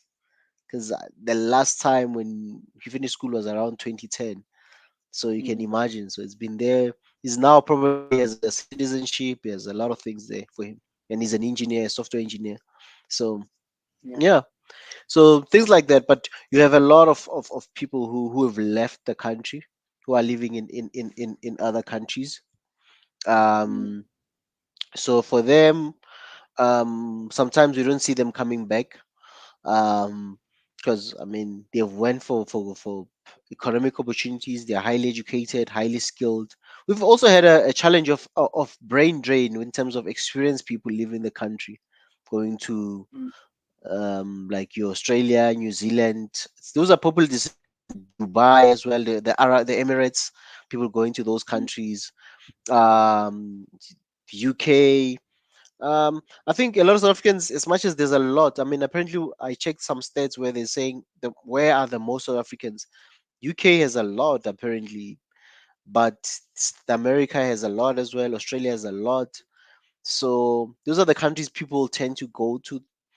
Then we've got, yeah, some other European countries, China as well, but not as much in Asia. Not as much. Yeah. Mm.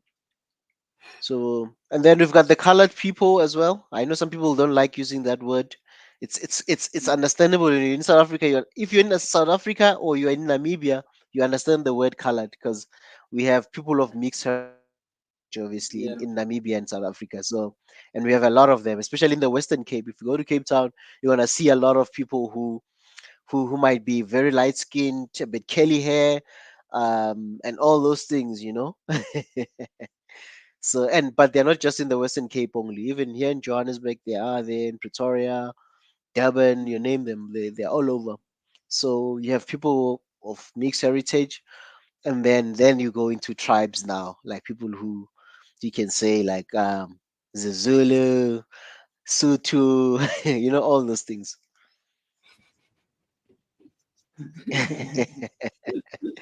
But yeah, currently I was watching the news during the day, by the way, like in terms of how like for example, EFF has lost votes. I mean, they were over at 10% in most cases.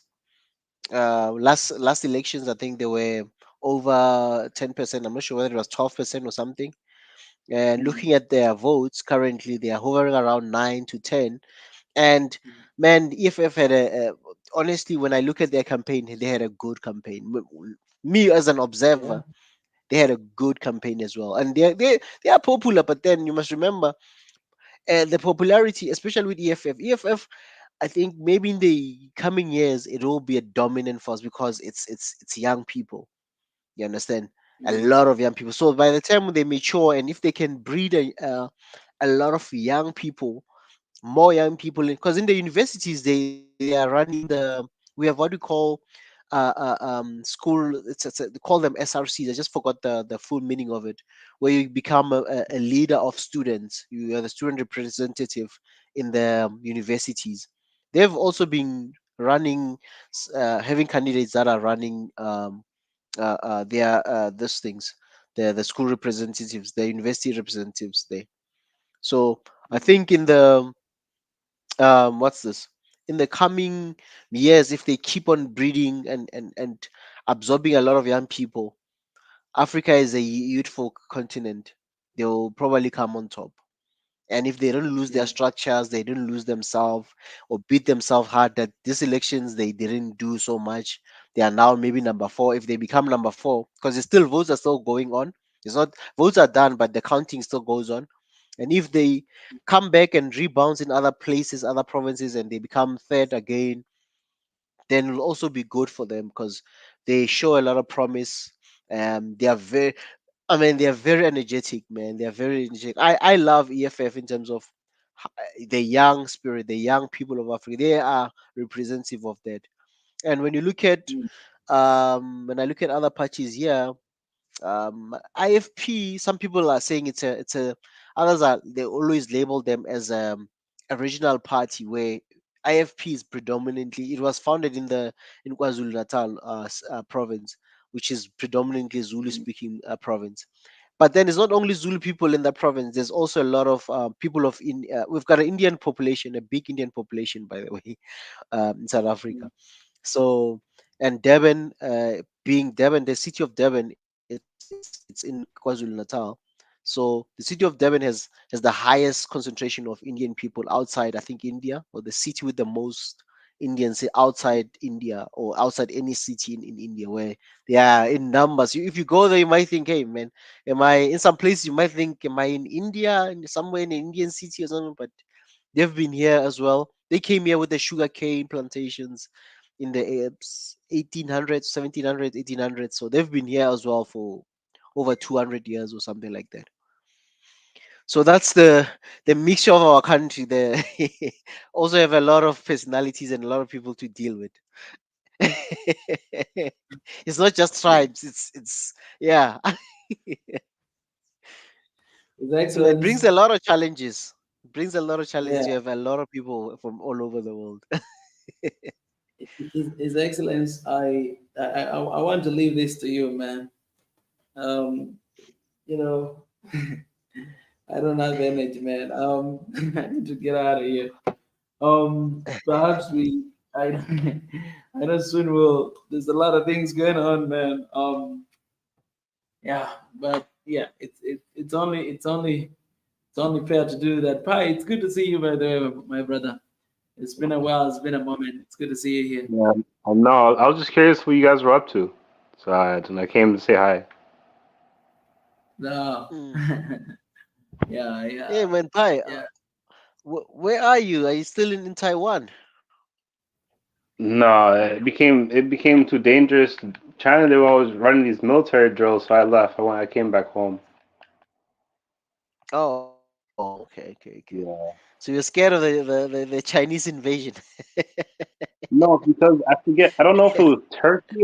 I forget which empire. There was an empire that they would always run military drills that were like the real thing. Mm. So when they actually attacked the enemy, they eventually invaded and tried running similar attacks. So I left. It was getting scary. Yeah, I left Taiwan. No, man. Yeah. But are you well? Are you still pushing your stuff?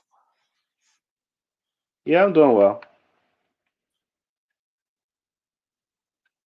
No, it's Come good to to the hear that, continent, man. man. Yeah, I want to live in. I want to live in SA in a few years. I want to go to South Africa. I want to live in Western Cape. Nah, man, don't go to Western Cape. Come to How, Gauteng, man. Come are to you going to Joburg. Western Cape, man? Come to Joburg, How? man. That's where life Come on, is, man. man. Not Western Cape, not Cape Town, man. If We know it's come on, beautiful. man. We know I it, want to man. go to the beach. No, no, bye. If you decide to come to Africa, you cannot go to the Western Cape, man. That would be like just living in Taiwan. Now, Mika, Yeah, man. we're repopulated. We're repopulated. I understand. So that's your plan, man. No, okay. But Pi, Okay, I'll okay. challenge you. If you do decide to come to SA, right? Can start in Yeah. Cape Town, enjoy the beach, do your mountain walks, do all these outdoor activities, go drink wines and all these nice things. And after that, you must come to Joburg or Pretoria, and then like see this is the melting pot, man, where everyone from everywhere is, man. Cape Town, yes, you'll get, but there you're gonna get a lot of not that you shouldn't. I advocate for people to visit anywhere in South Africa. I advocate for every province. There's variety, there's diversity. You'll never see the same things in terms of landscape, nature, and all those things, um, and beauty as well. But um, do those things, visit there, spend your dollars, or spend your money. But come to Joburg, you're gonna also find a lot of here now. You're gonna find Western Cape is also diverse, but if you go to the touristy places, you're gonna find a lot of people from outside. So, Oh, okay. but if you come to Joburg, you're more likely to find people that even stay here. It's not like a visit. It's not like too touristy where it's like, oh, I'm trying to take a picture, somebody taking a picture, like where it's too touristy. Go to those touristy places, it's nice, but come here where you can live and interact with everyone from everywhere. No, I would challenge Pai to go to live in Marikana, man. Where's that? Yeah, man. You know, go and see the people on the That, ground, man. yeah, yeah. That's South Africa, but that side of that side that you experience struggle. You feel the struggle of the people, of your people, in the continent. Hmm. You see, you don't even know where is Marikana. That's why you should go. I have no idea. I've never heard of it before. It's South Africa, man. Oh, okay. The place is the place I went actually last time when I was there. It's a really cool place, by the way. It's really nature, people. That's where you can actually experience community.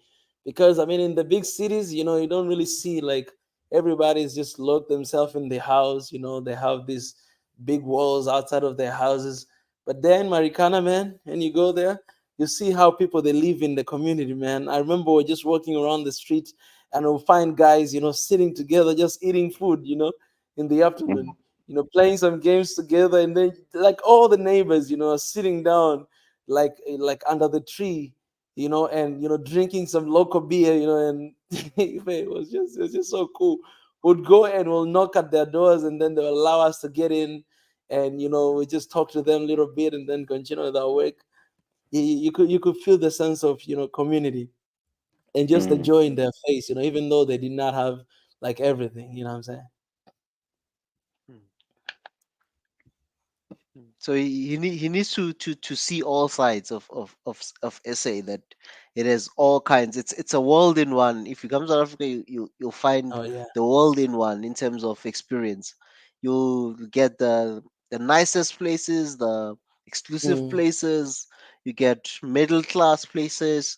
Then you get mm, the lower end. Then you get the rural feel. You're gonna get everything, you know. So mm. but yeah, when you're tired of a lot of greeting and talking to a lot of people, you can go to your more quiet places, high halls, your own world, your own space, you know.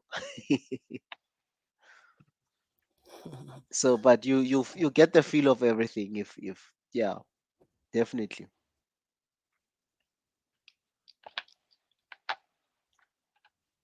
So Pa, you must tell us when you're coming to this continent, man, and we can maybe even take a drive to Tanzania, you know.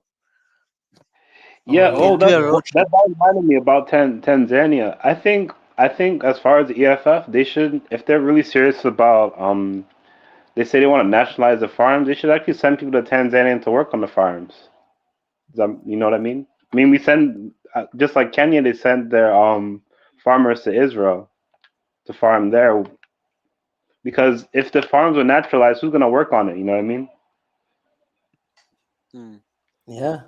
And I Pi, you think were I, supposed I to think be that you were supposed to be here, by the way, Pi. I know. You Yeah, did not life make it, got. right? Yeah, I didn't make it. No, Mm. I still want to go though. Nah, yeah, yeah. You're welcome, man. You're welcome. We're here. You can come with His Excellence. His Excellence this year he must come here. He's gonna come here, I'm coming, man. man. I'm coming, man. I'm coming. You His, know, His I, well, let me tell you this exactly. His Excellency, yeah. you've been promised me for like 3 years now, and I even I broke my promise before you, man. No, I'm coming this year, man. I will be. I will be. You know, I've come so close so many times to coming into Tanzania, but Yeah, yeah, you know, due to budgets and other things, I've just made a 10 there by Malawi. I've made a 10 there by Zambia, but now this time yeah. I'll be that side for sure, for sure. Yeah, you can actually drive. Oh, by the way, if Mm, you wanna come, no, no, His Excellency, this is true. If you wanna come, I can connect you with some of my friends. They actually drive mm, all the way from South Africa to Tanzania because they usually come there they do this business of these big trucks. So they mm, mm, ride those trucks from South Africa all the way to Tanzania. So if you really want to mm. come, I can actually connect you with them, and you could actually come together from there to here freely because you will not need to pay anything. Just like, hey, this is my friend, Yeah. my brother. He want to come here. Mm. Yeah, they could give you a ride from South Africa to here, man. They do that. Yeah, man. Yeah, connect me, man. I'll Ah, be we cool. there. I'll Yeah, be there. I'll be there. I'll I be will, there. man. I Mm. will. I So, will. I Pi, when will. you I come, will. we might take a. It's just with the truck. Sometimes it's a long journey, hey? Because with the permits and the borders and stuff, hey, you Oh can't yeah. get it. And that's the only thing we're gonna drive. You find that would take us 5 days just to get to Tanzania. Well, me and Pi Oh can yeah. just hop into our car. Be there in 2 days. I mean, That's the like second day we three should be hundred there. We're dollars in just gonna. gas. Probably more. Guess we will Yeah. manage, man. We'll manage. I think I'll do that, man. I'll definitely I'll do that. Because I can just decide Mm, to go there right now and I can come. I think I'll talk to mm, those guys. I can actually even come with them. When they come there. Just I'll mm, be like sharing some content. Every stop, every mm, country go to. Like, guys, we're here. You know, just sharing the trip from Tanzania all the way to SA. Oh, mm. that's good, man. So, His Excellence, prepare. You better have my room ready, man, because I ain't gonna, ain't Yeah, gonna, man. ain't gonna spend like 5 days on the street and end up in the hotel, man. Oh, No, mm, I no, no, want. no, man. You'll be sorted. You'll be sorted. You'll be sorted on that. This time I'm coming to your Accommodation house. is covered. Yeah, man. Come and see the family, you know. Plus, I owed you guys Yeah. a barbecue or a braai. As I promised Yeah, you I last time, remember I that. said I was gonna braai for you guys, cook for you, Yeah, and yeah, you know, the best yeah. cook are men. It's not women. You know, mothers can cook. Yeah, it's fine. Soul food, whatever they wanna call it. But you know, there's the best cooks are men, you you especially you on don't want to start that the fight, meat His side. Excellence. You don't want to fight. You don't want to start that fight. But I know ladies. I mean, ladies in our community have been quiet these days. You know, we used to have. You remember who's that girl? What was her name? The lady from Kenya, but she's in the US. Tenza? Tanza, yeah, Yeah, Tanza, Tanzania. yeah, Yeah. Tanza. Yeah. I used to have Tanzania in here, but I know where are the ladies at, man? We have like 101 people watching here. Some on X and YouTube and Instagram. Where are the ladies in the house? Come on, guys. Yeah, Yeah, I guess this they've is been main quiet. community. I know some, and you'll be shocked that a lot of them it's just females who do watch, but they might not say a word. You know, some of them are shy. Some of them like I prefer to listen. I'll not join, but I'll join by listening, but I'll not come in and remember how even Tenzin it took her a while for her to even take part. She Yeah, was like, "Yeah, I'll join, yeah. I'll join, I'll join, I'll join," and she never Mm. showed her face. Remember? No, never. We never get to see this Tanzan. Who is Tanzan? Never? It could be just an AI. You never know. There's a lot in here.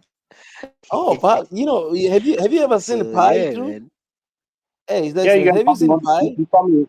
But What you yeah, say? we once when he was still in Taiwan, he once came logged and we were like pushed him and end up opening up his camera when he was Really?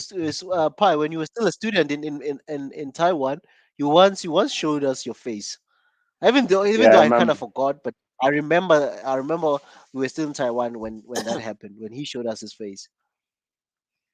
Sarah, she's responding here. She says, "You guys are dominating the pod." You see, where are you, ladies? Where are you at? All right. You ladies Eh, later you start saying that you men are dominating. You're always everywhere. I ain't see nobody here right now. mm. It's good to see you. Finally, actually, even in the analytics as well, it shows a lot of men they actually follow us more than ladies.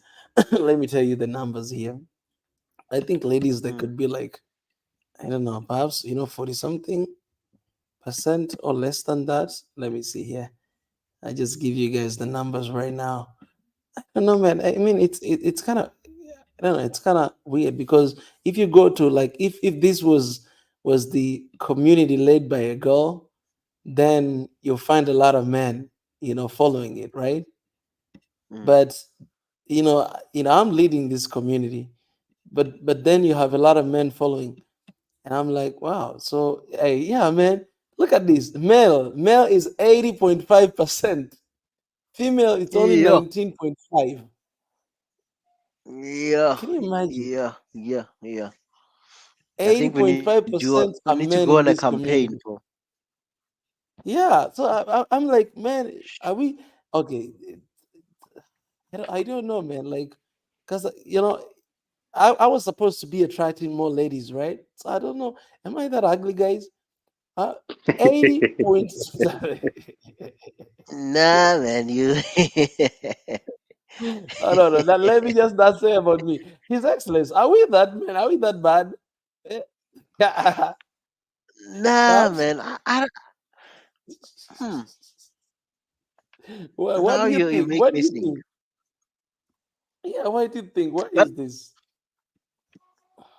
I think with most shows where you'll find a lot of ladies, um, it's others it's entertainment, maybe even music, more mainly entertainment. If you look at the like entertainment stuff or Mm, channels, that's where you mm, more likely or something to do with maybe even beauty products, makeups, and products Mm. selling and all that stuff, you're more likely to have that kind of those algorithms picking up a lot of them.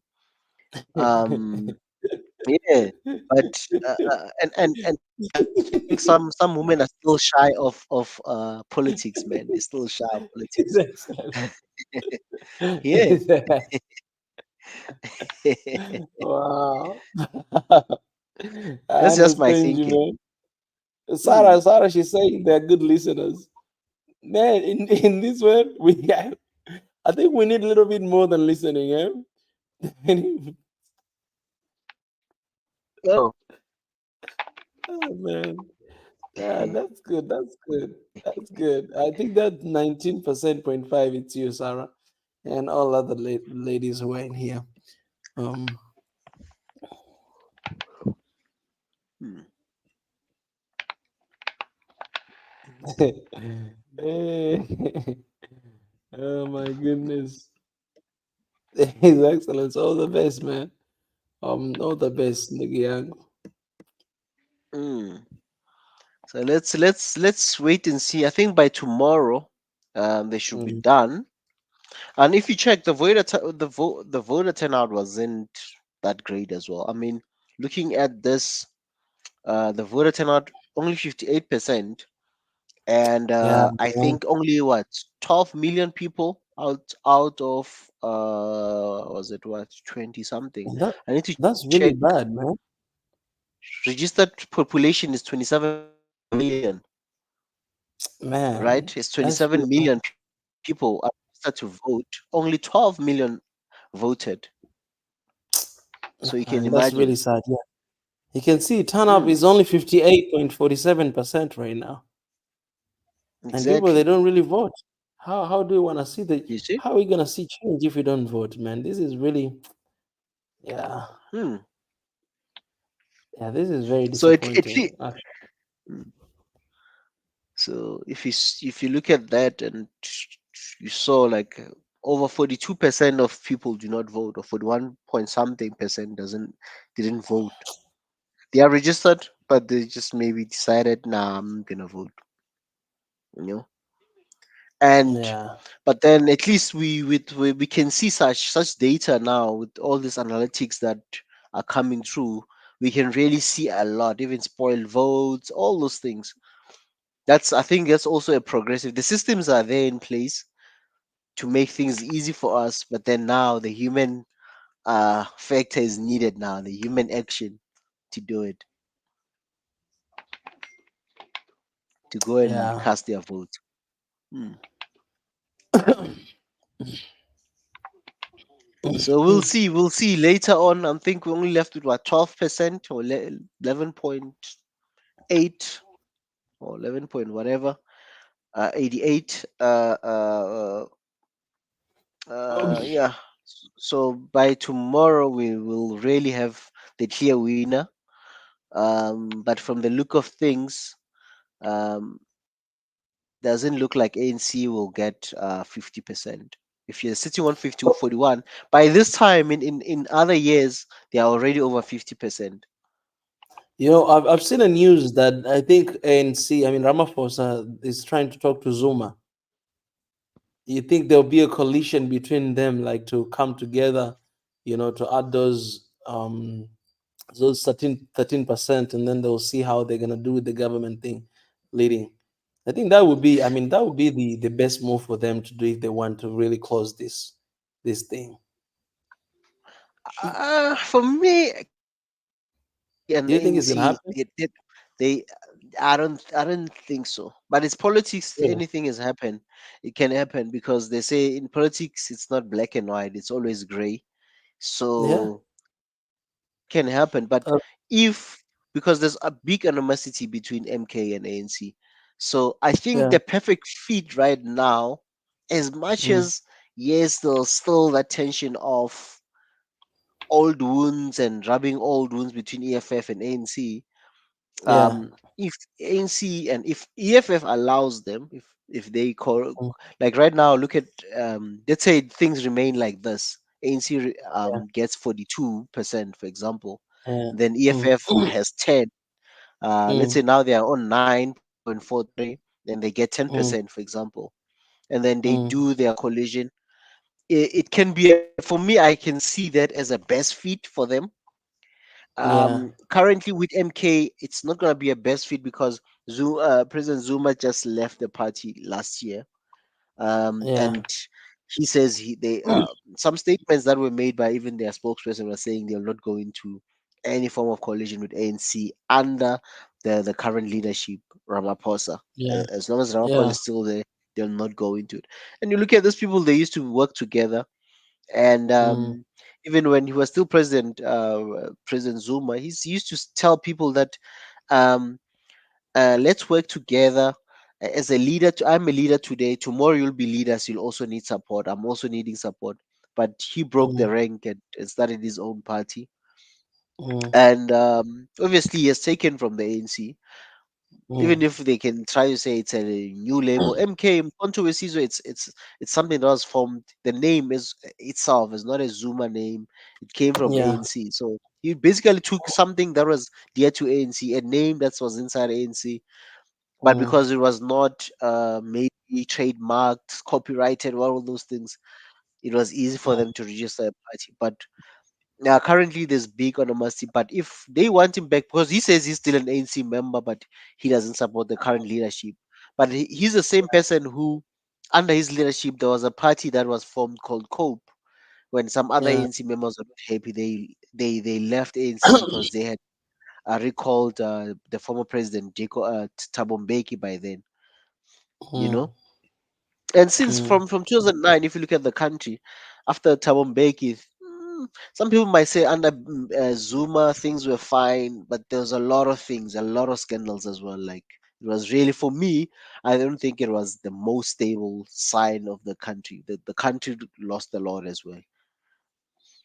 yeah, So even yeah, now Ramaphosa took over, but yeah, a lot is not really.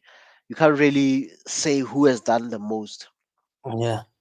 I would actually, from your suggestion, I would like actually that to happen, like, and see if they're gonna, cut some sort of a deal with EFF, because I think majority of young population are with EFF, and I think that might have been very strategic move to go forward, but also it might be the sign to actually, uh, you know, actually, that weakenize EFF as well. It could be like that because if they're gonna come together, it means, of course, ANC, they will have a strong voice because they have majority of the votes. So president, of course, will be Ramaphosa, and maybe some of the members of EFF, like Julius Malema and others, might be given some position. Let's say like, um, I don't know. You think like what kind of position they might be given? Prime minister? Yeah.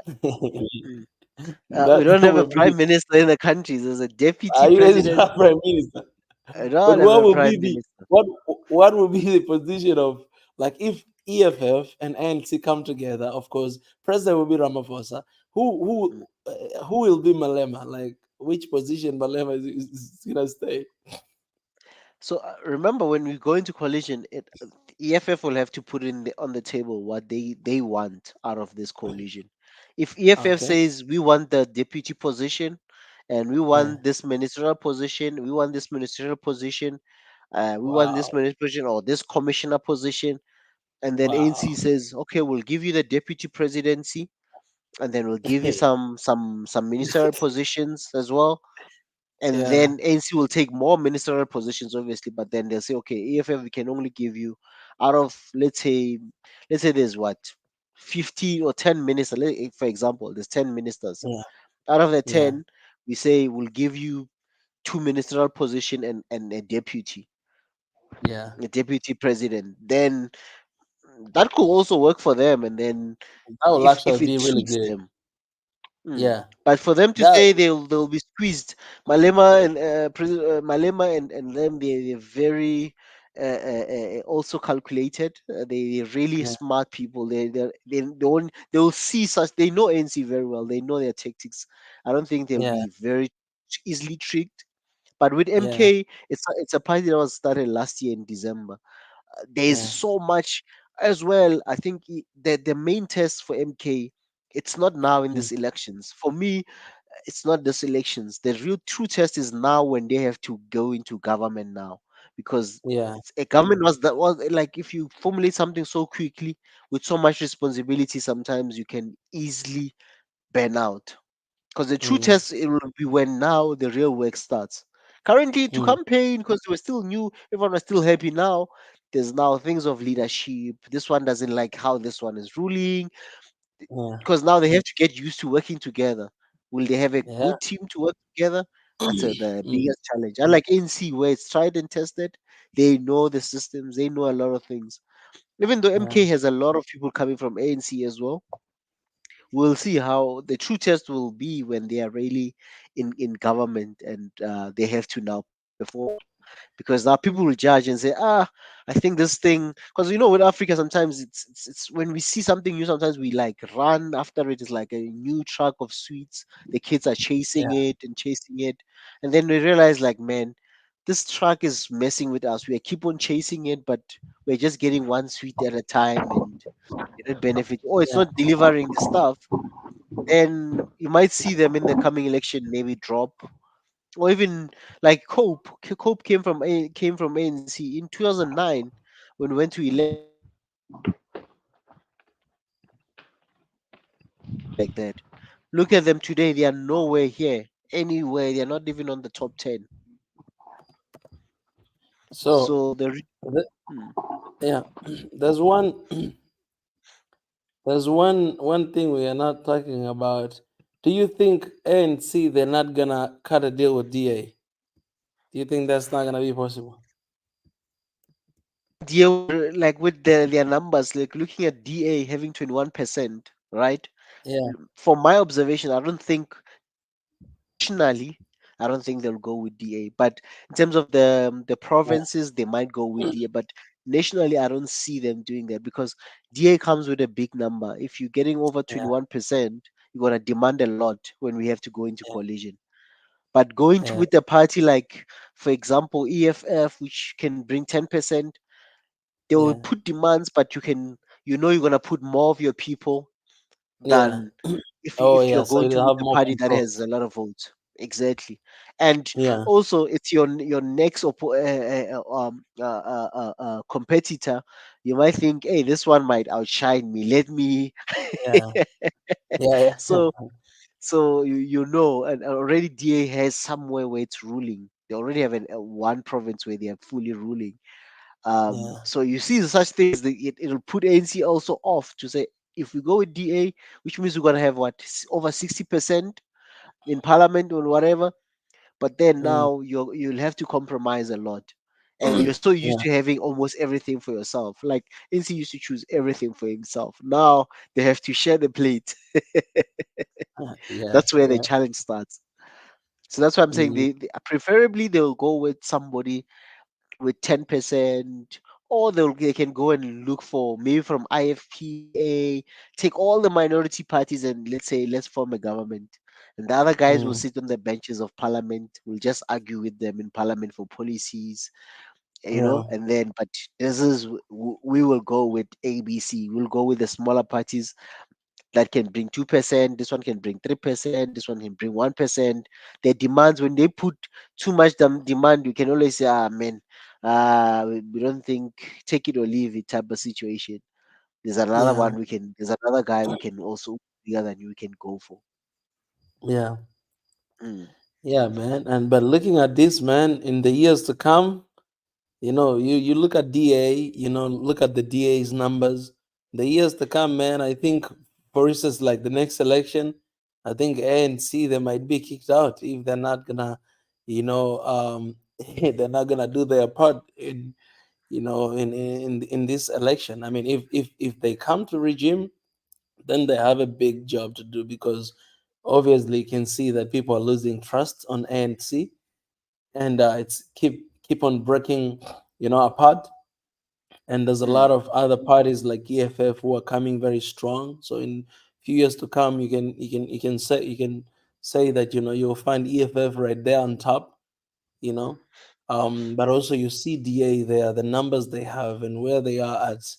mm, This is the direction of the country. That's how it's going. Even though, mm, anyways, man, for me, I have a very mixed feeling looking at this. Um, mm. but I mean, I'm And I'm and I'm not and, in and South Africa. Mm, mm, yes, yes. sorry to catch you there. And No and worries. remember, it's not Mm, yet done. ANC might not be coming back to power. That's another reality that we also have to another scenario that we have to put in mind, that ANC might yeah. not be coming into power. Looking at, if all the opposition gather together, then it's over for ANC. So Wow. let's there's that scenario as well. So it's not like a done deal that ANC will just get one or two people collide and understand. If EFF says no, ANC, we will work with DA, we'll work with MK, and work with somebody, we'll work with this one and this one. That means Yeah. it's over for them. They'll be But in but the other benches with few people. yeah, I'm pretty sure right now. I mean, ANC, they're not sleeping. I'm pretty sure right now they're making a lot of phone calls, perhaps to EFF and MK. Perhaps they're doing a lot of negotiations because I'm looking at the news here and there, and I see what they're saying about that. But I know they're trying. I mean, these parties, man, especially these big parties, they never want to leave the regime. They never want to leave the power because I mean the identity is actually ingrained in power, right? Like most Exactly. of these parties, once you take away the power, basically they're lost because they don't understand, how to live without power, especially in our Mm, countries whereby these parties have been there for for the whole time since independence, right? So mm, they don't really understand not being in control, not running things. And as a result, I think, we might be waking up tomorrow and finding out new news that, ANC, perhaps, there's a collision between ANC and, EFF or this and that, which I think, if that collision will happen, then it will be, I think it will be a win to, for EFF. It'll be a win yeah, because it'll be a win. for imagine what EFF were doing, just Malema and others were doing in the parliament for those years. So Mm, now mm, imagine they're in the leadership actually, so it's it's gonna be fire in the country, and at the end of the day you wanna look at the best interest for the country, right? Not really about your party, but it's about the country. Okay, which party here is actually aligning with our policies, and we can actually work together towards a better, South Africa. And I think that's what mm. they'll be considering, in order to do that coalition and to move forward. Because yeah, obviously here they're gonna need that coalition, and the obvious choices like that, I guess, putting, considering what is happening between MK and NS, and C, and what you said about DA as well. They have a lot of power already. So putting them there, it's kind of like a big of a risk. So, wow, Mm, this is very interesting. mm. Actually, man, politics is actually very fun. Just talking about this, It it's is. I'm Mm, feeling satisfied that wow, this is actually a cool thing. mm. And I think with liberation movements, at least Mm, in other countries, the liberation movements are still strong. Yes, they've lost yeah, their dominance. They are still dominating, but not like in 80-90% what's this voters voting for them. I think with us here in SA, I think this is a big revelation, and it shows the resilience of the people. That people, as much as yes, the ANC, they've worked for the country, whether they fought apartheid so much, they've done whatever. But when yeah, it comes to now the actual work for the ground, people have the power to choose to say, we are going with yeah, this. Thank you, NC, for all the hard work, but currently you're not delivering. We're trying somebody else. And yeah, change is not easy. Change is it's not sometimes you can change for the worst, mm, sometimes you can change for the best. Because, and I know that I mean, when I look at all the parties, given an opportunity, let's say given DA an opportunity, they'll not want to yeah, mess it up for themselves because they already know that if somebody were kicked out, and I'm just here. I just got in by that mark. I have to make the best of it, and I need to deliver. But now the challenge is the time. It's like our challenges in the country. When I look at the challenges in our country, they are so deep, and there's something that have it's with ANC. I think sometimes you can blame them for certain things. Sometimes you can never blame them, because when you look at like systems that were there for so many years, centuries, and then now you're given so much short time. You have to deliver. You have to build so much for the poor people. You have to take there's so much that they had to do from scratch. That's the biggest challenge I see. I like when I look at their history since getting into power. They found a lot of things were not really working for the majority of the people. It was just for the selected few.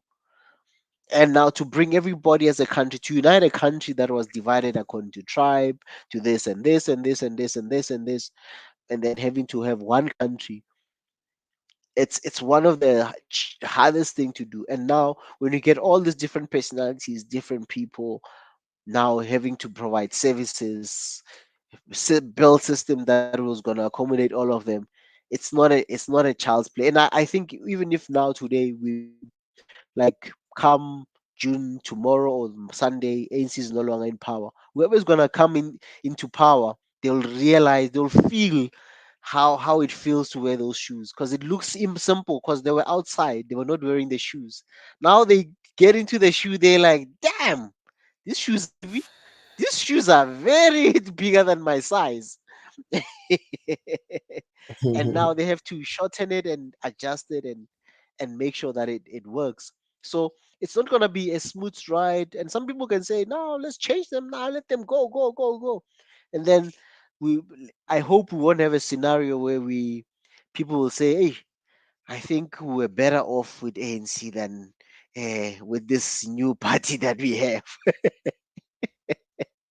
At least that time we had A, B, C, D, or maybe it goes for the better. We have the best leadership coming in, and things develop, and the country and the economy grows. People start getting economically active, good education, this and that and that and that, and that will be great for everyone.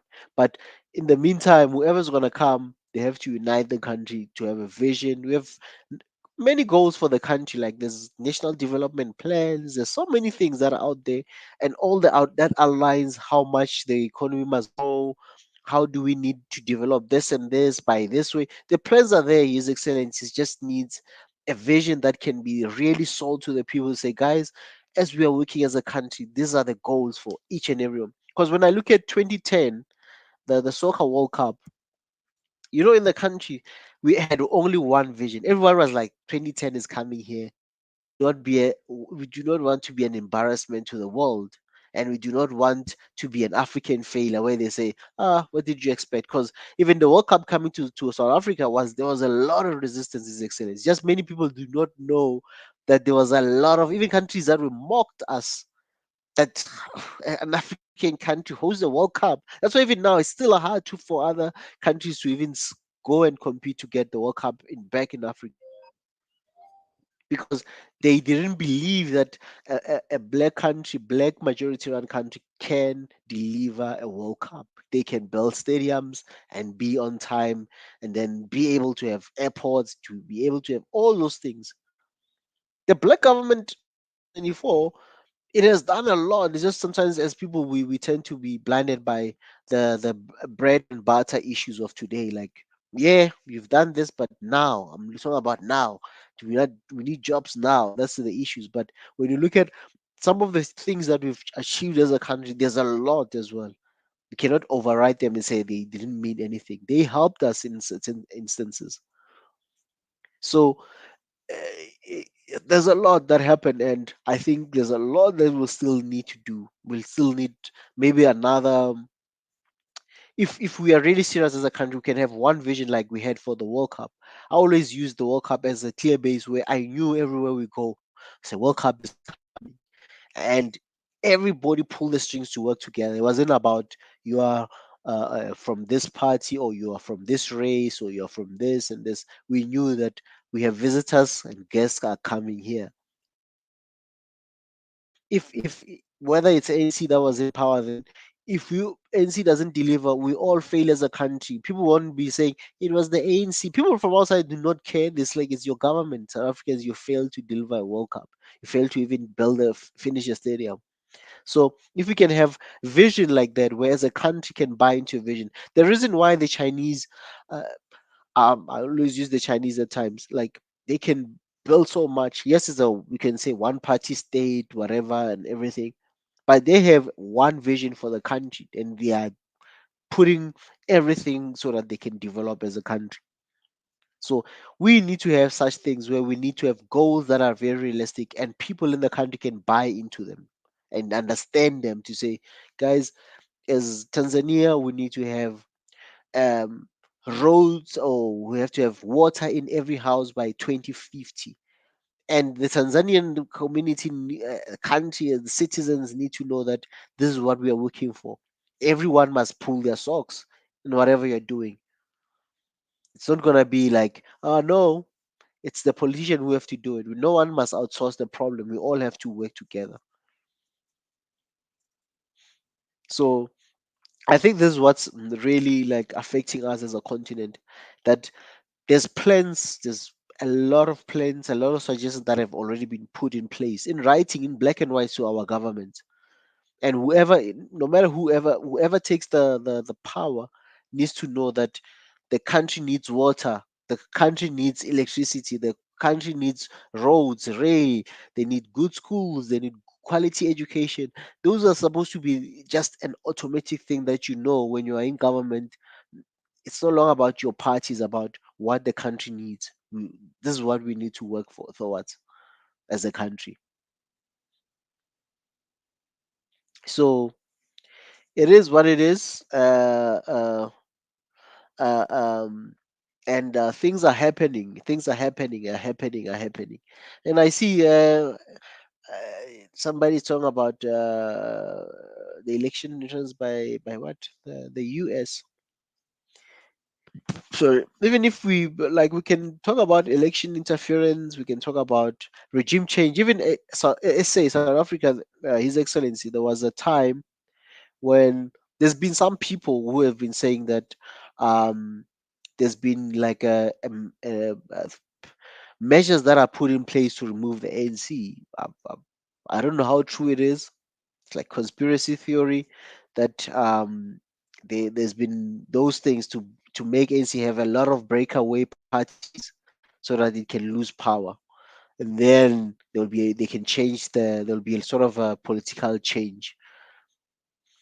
So there's been some talks of that, but I don't know how true it is. Um, and other questions. Let me see on the comment section. They're saying what recycling same old politicians will never bring changes.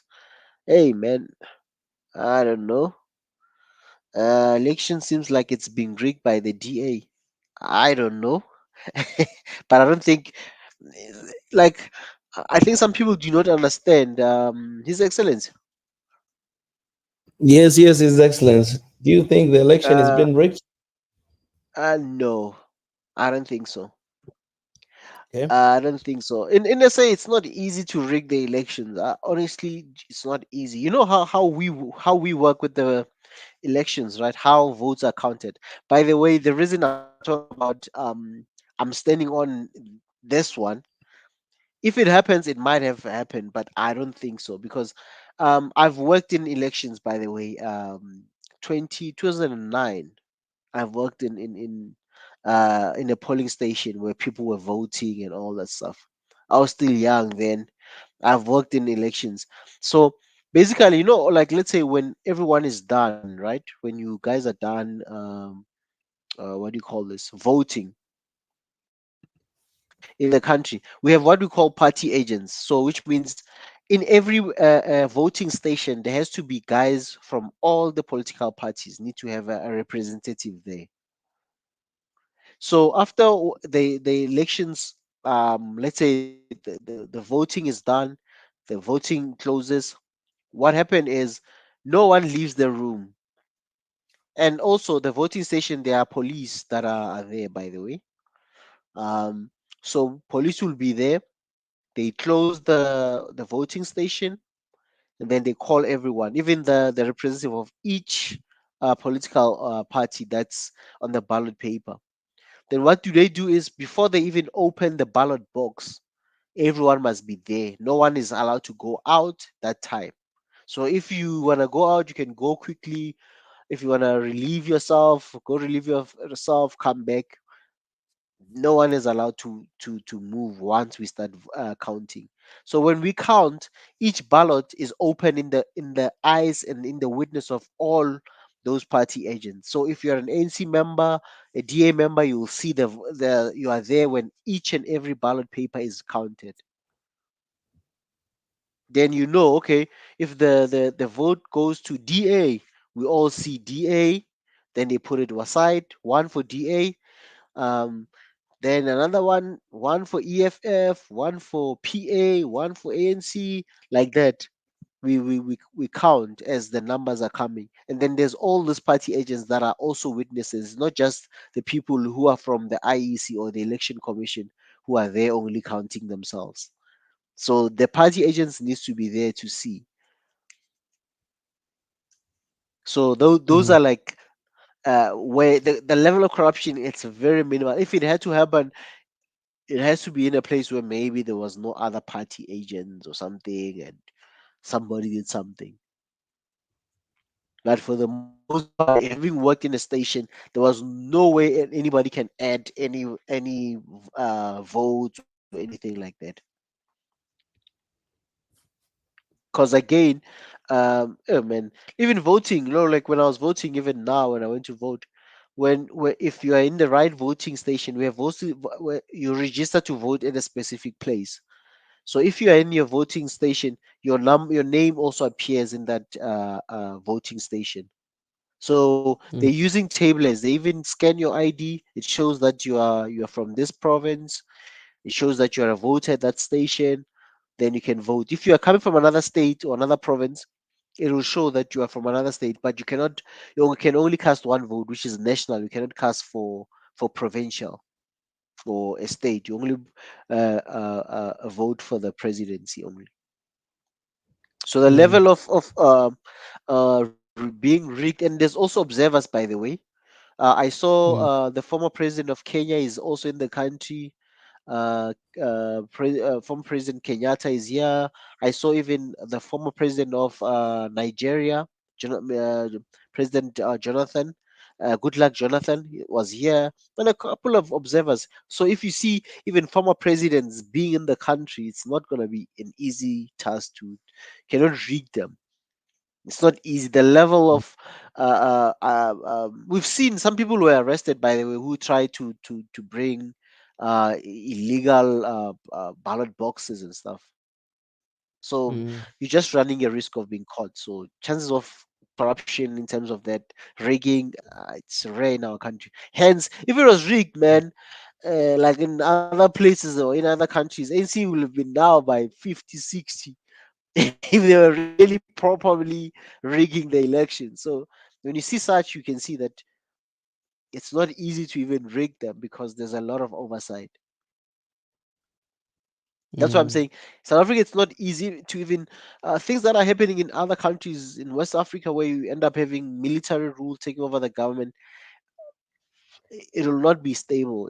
South Africans are South Africans, man. There's also a lot of strike in the country, by the way. Some people just think South Africans are just lay low people. Start with them; they'll show you things. Mm. So those are some of the things that a military will not work. There'll be unrest for sure, and our unrest is Yeah. very destructive at times, man. Oh, that's some of the things that we need to. I think we need a cleansing of because our government from during apartheid, black people, for us to take our frustration was to ban things, block roads. That was how when we're even now they're still using the same strategy when they are not satisfied with stuff. They're still using the same strategy. Things like that where we can cleanse them off from us and say, you know what, let's be civil. We can do things in a civil way instead of blocking our roads or even destroying our roads because we're angry of ABCD that's not being done in the community. Which is good to demonstrate, but we can channel our energy in the right way to do things instead of destroying what we Mm, have in our communities already. mm, So yeah, so let's see. We'll wait and see. Tomorrow we should be having um uh, uh um you see.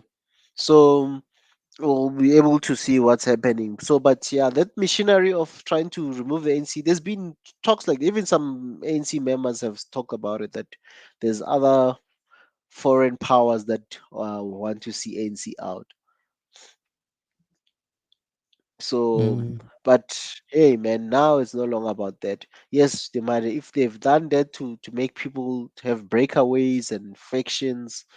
Hey, it's sad then.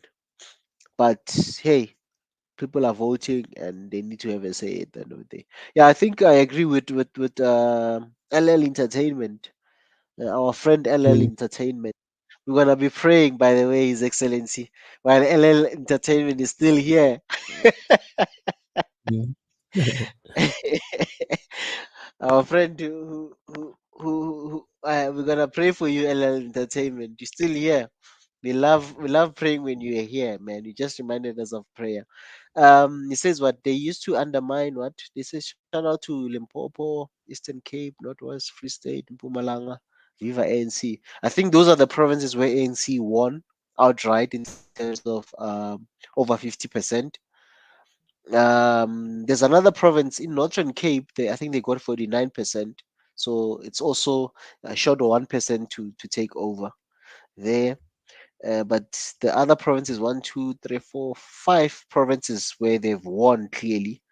Um, and then what they used the media, Julius Malema, Zuma, and DA to undermine the ANC. They used the media. I don't know. There is rigging. This thing of rigging is not happening in South Africa. Yeah, I think so. I think that's why, as somebody who has worked for IEC in 2009,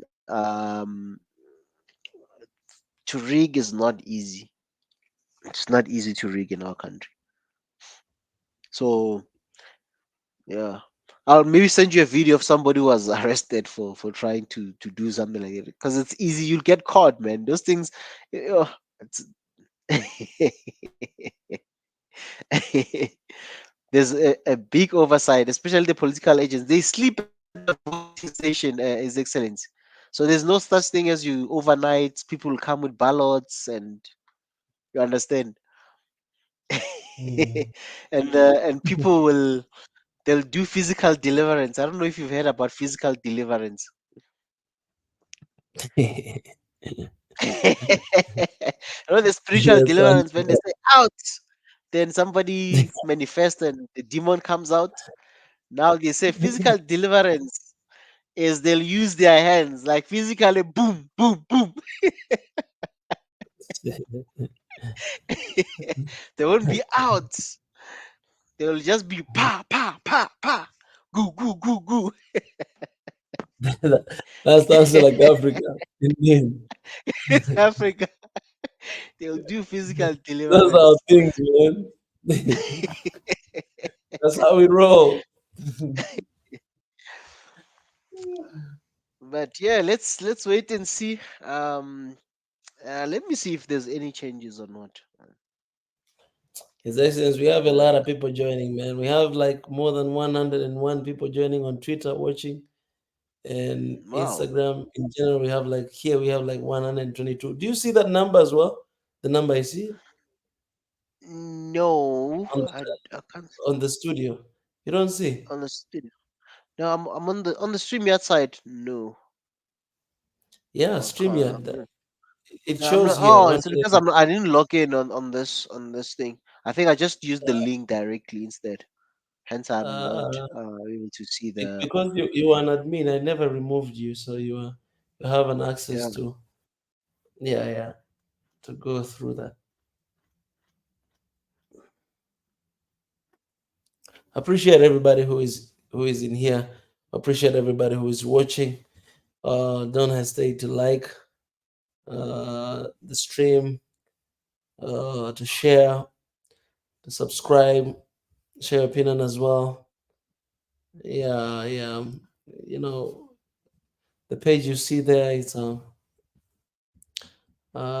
It shows the live count of the votes. It shows the parties, the votes they have gained, the number of people who voted. To right now, a lot of votes are in, more than 88% of the votes are in already. Only 58% of people voted.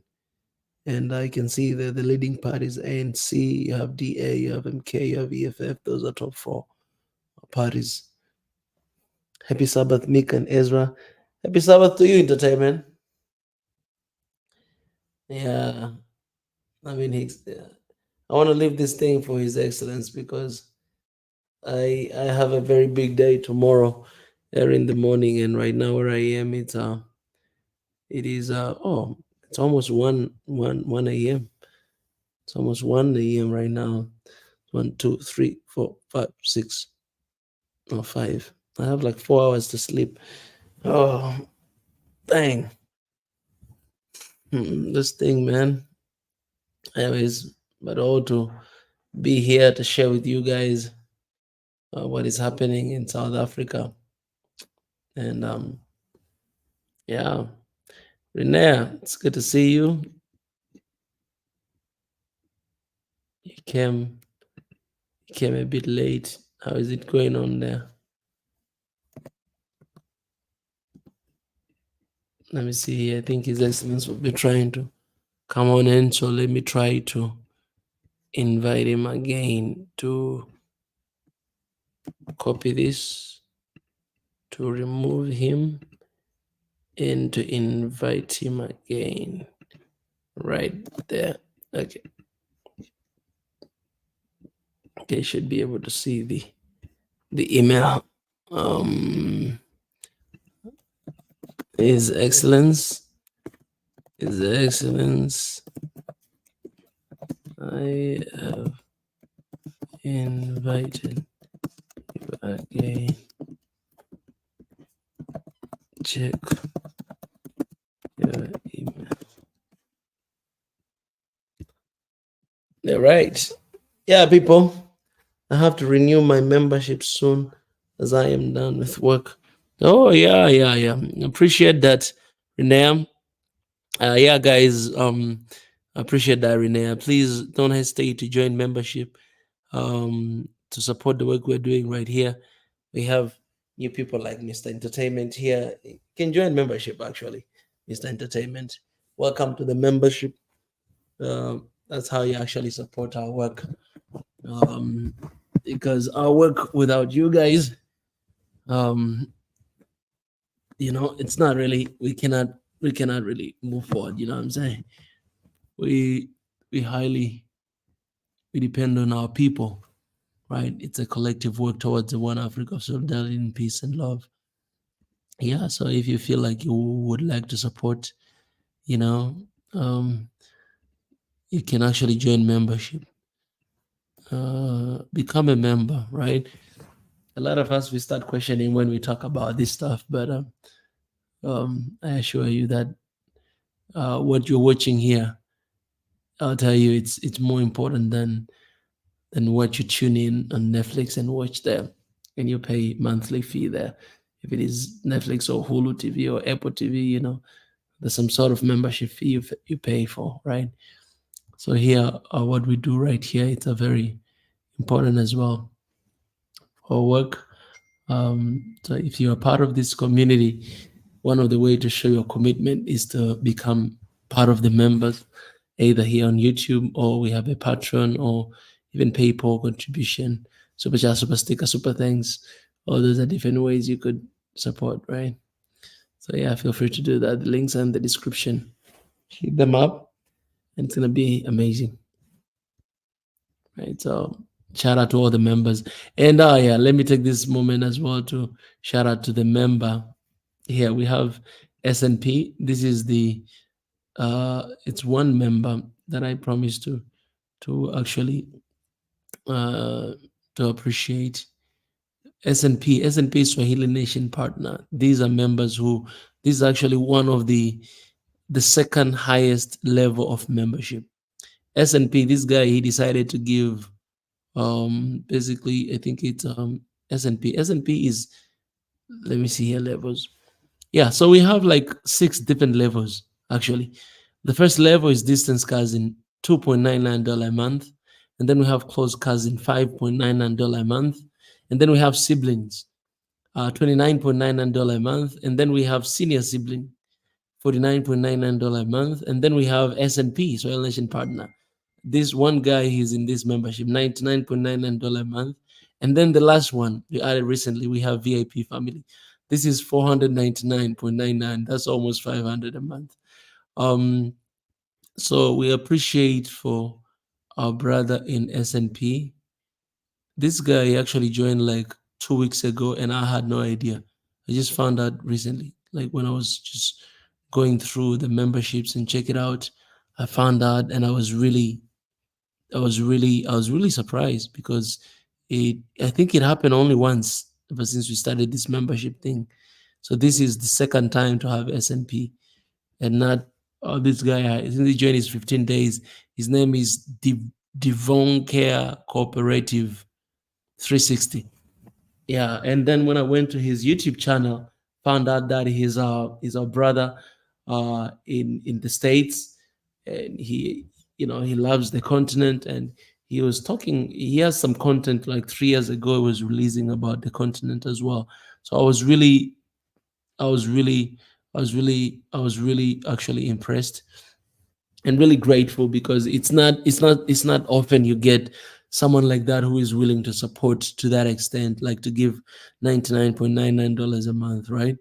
So it's something to really appreciate and to acknowledge because that actually helps us, here, and the people that we work together with. Guys, we have like two people that are working full time as well with me. Yeah, so I appreciate you, and also we appreciate everybody who was joined the member. We have somebody who joined just today, DC distance cousin Viva specifico. His Excellence, yeah, right now His Excellence, you have ability to put yourself, eh? Yeah, yeah. No. Uh, I'm trying to go to my emails. I just had an issue with my network. Somehow I have to Okay, like. okay. So I'm Okay, trying okay, yeah. to log in. Oh yeah, I sent to you the email. Let me go and just shout out to these members.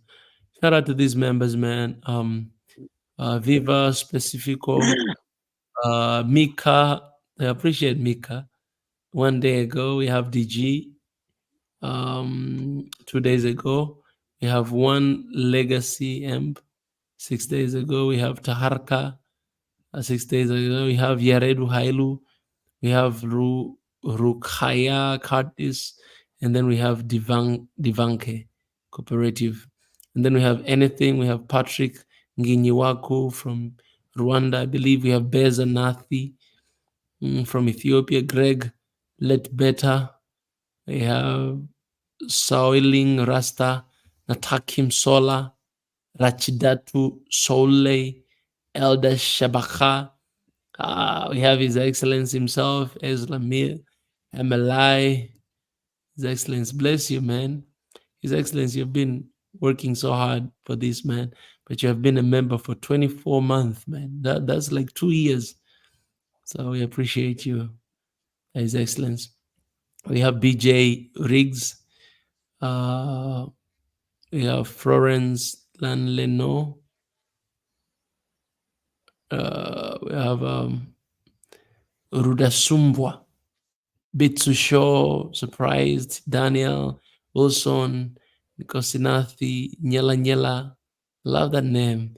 Nyela Nyela, what's up? I hope you're here watching right now. HL, Johnny Davis, Leo, Ari, Nyashaman, Rahel, Teddy, Debbie, John, Vains, Caleb, Granddaddy, Felicia Smith, my sister, Cecilia, Joseph Wheeler, Getachew, um, Tisbet P. Robert. Oh, I think this is a long time ago as well. Malenga, Hayat, Yarim, Melaku. Yes, so we appreciate you guys all of the members here. I send our regards to you and appreciations to you. Yeah, yeah, yeah. That is from YouTube. You guys, you rock. Yeah. So currently we have 53 total members. For the last 31 days, 9 have joined and 7 have cancelled. So yeah, at least the number is a little bit higher of those who joined. Um, yeah. So basically, we got like 2, I would say, if I minus there. All right, guys, we appreciate you. Thank you, thank you, thank you, thank you, thank you. Mm. Wow.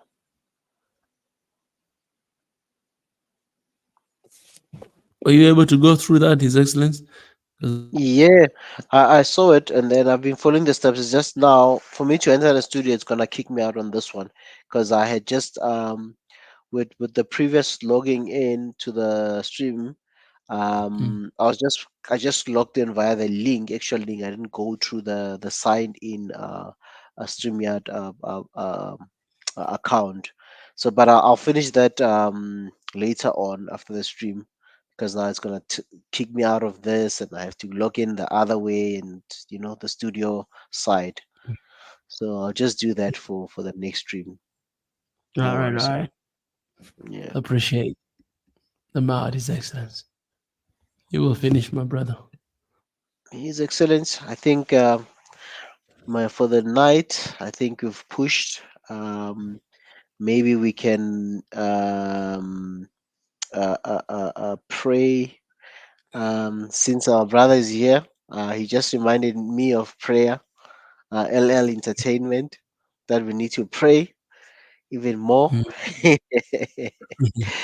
And No, he was the one against the prayer. This was the yeah, he guy. was saying, remember the day before yesterday, he was like, nah, you guys need to pray, go to your rooms and what and what. It was just a whole lot. Yeah, he was telling us not to be hypocrite. Um, Yeah, Entertainment, you he, see? he was saying something to do about being weak and what and Yeah, but we love him. We love him because he's a participant. He shows that he loves us so much. yeah. And he's encouraging us to pray more. His Excellency. Let me ask him, entertainment, what do you want us to pray for? He's definitely going to say an ANC to win. What you know what you're gonna say, entertainment. You ain't gonna pray that prayer, man. Hey, hey. All right, man. Yeah, definitely, His Excellence. Yeah, Mm. man. So yeah, I'll just pray for, and I'll ask the family, the Swahili Nation family, to uh, pray for the land of South Africa for, because it's not done. For a Mm, smooth transition, that whatever happens after this election, people will be calm, and mm, that there won't be disruptions, there won't be any wars or any, even if there's disagreements, but people will sit down and resolve their issues. And that people, there will not be killings, there will not be people dying for parties, man. mm, Let South Africa have peace. We've had a lot of bloodshed over the years, and we need a peaceful election like other years, and we just want a peaceful country, a prosperous country. And let's continue praying for South Africa. Do not think all is well. Just keep on praying, even if you don't know much about South Africa. But please pray for South Africa that there will be, no matter what the results come out to be, and whoever is going to be in power will, or whoever is will ascend, whether it's a leader, whether it's through coalition, whatever. All the leaders, they are all leaders. Those who participated, those who might not come up on top, whatever. They are all leaders in their own way. That we will not lose people, because at the end of the day, it's and it's sad when people are dying in the name of other people. you know, or in the name of a party, while the people that are in leadership, they are sitting there drinking coffees, going to their meetings and their disagreements, and people on the ground are fighting and killing one another just for somebody to ascend to power. So let's pray that there will be peace, and people, whoever will ascend, will God will help them, will give them wisdom to run the country well, and will make the country to unite and not divide the country. Because whoever becomes the president of the country is our president, whether we voted for him or her. At the end of the day, whoever signs is our president. Whether we agree with him, whether he prays differently, whether he prays like us, whether he doesn't pray like us, we need somebody who's going to unite the country, somebody who's going to have the best interest of the country, and who's going to make sure that even their team, they work for the country and for the people, that they are sent there to work for the people and not for uh, uh, their own enrichment or for their friends and families only, but for the nation.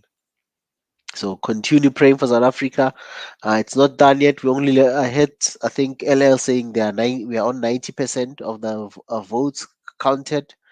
Um, we will continue praying for each and every party, each and every leader, and that no one is gonna die or is gonna get injured or they'll get into fights in the name of I am this party or I am for this person.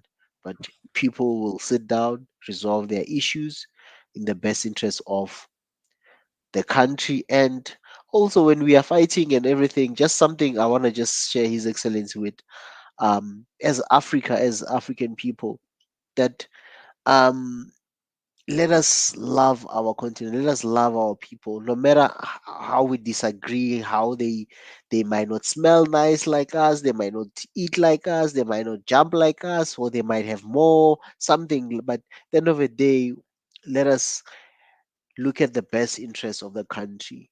Let us look at the best interest of the people, because and not be selfish about, as long as I have food in my house, as long as my car and my house is paid, my children are well, it ends there. We must think that we have extended family members that might be affected by the same things, wrong things that we might be doing in the nation. If we're just saying it's for me and my family or me and my kids only, what about your distant cousin? What about your uncle? What about your aunt or your aunt's children that are going to be affected by certain actions that one might do, you know?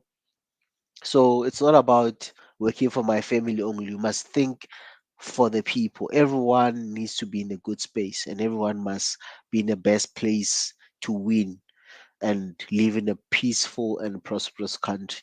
So my prayer for South Africa is, may God be with South Africa. May God elevate South Africa. May God bring peace and prosperity to South Africa. May God forgive South Africa where leaders might have done something wrong that might be against God. We ask Heavenly Father to forgive the country for the sake of your people. May South Africa live in a prosperous, uh, may it be prosperous, and may the continent of Africa rise and become the best uh, um, continent to live in. May it be the best continent that people from all over the world will want to come to Africa. And the days of disrespecting Africa or undermining Africa ends, that Africa can sit and do everything as an equal to everybody. And may Africa not be abused anymore. Not under our watch, not under our watch. And may God give the African people the strength and the wisdom to run Africa well, to manage Africa well. Because God has given us something, we also need to manage it. It's not up to God how we manage it. God has given us, we need to manage it well. So my prayer is for the wisdom to manage our resources, to manage our people well, and to manage our families and ourselves very well. So that's my prayer for South Africa and the African continent. That there will be peace everywhere in Africa. That Africa will live a prosperous life and people will not die in the name of anybody, the name of a party, in the name of an individual. but Africa will work as a unit. As Africa, arise, arise, arise, arise from your ashes, arise and shine, for the light is here. Ah, God, be with Africa. God bless Africa.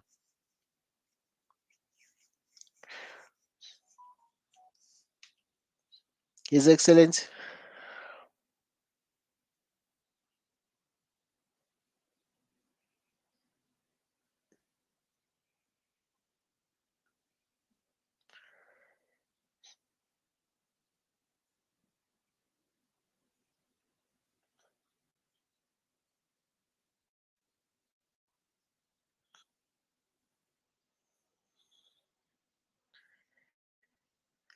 Oh,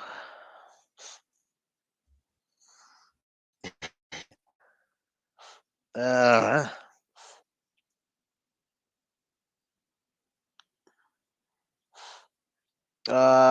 let's see. Renee Black. It's not about. Says what I have not seen any EFF footage of them with weapons of any kind. I didn't see any violence. Um, it's not about that. It's not about any party.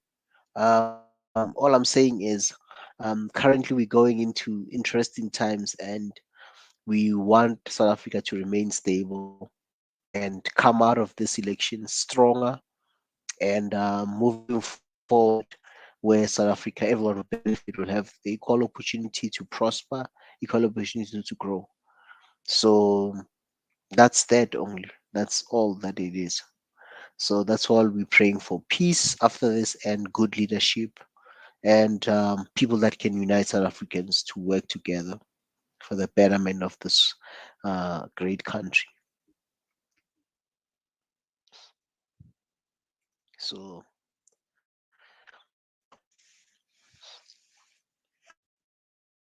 yes, amen, Muruti. Renee, I'm just teasing, but they have a vile mouth. He's also campaigning, so I'm not gonna get into some of the stuff. So, all we are just saying is peace, peace, peace. We're speaking peace and prosperity, and wisdom to rule the people of our nation and our continent. You know, the wisdom that Solomon had, may it be upon the people of Africa, and may it be upon us as leaders. You know, so may we have that same wisdom that Solomon asked from the Lord when he was asked, "What can I do for you?" He asked for the wisdom to rule his people. So we pray for that wisdom may it reign, may it be upon our leaders, may it be upon even us as citizens to know what to do. May we are not supposed to just look at their leaders only, what they're doing. We also have to know our role in society, what we have to do. His Excellency.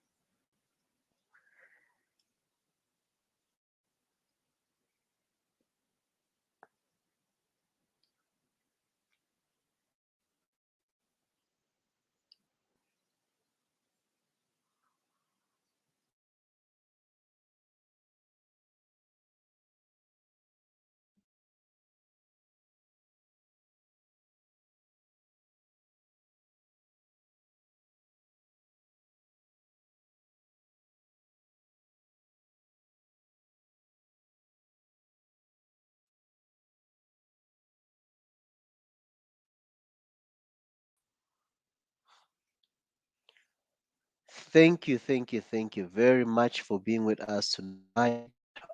It's been great.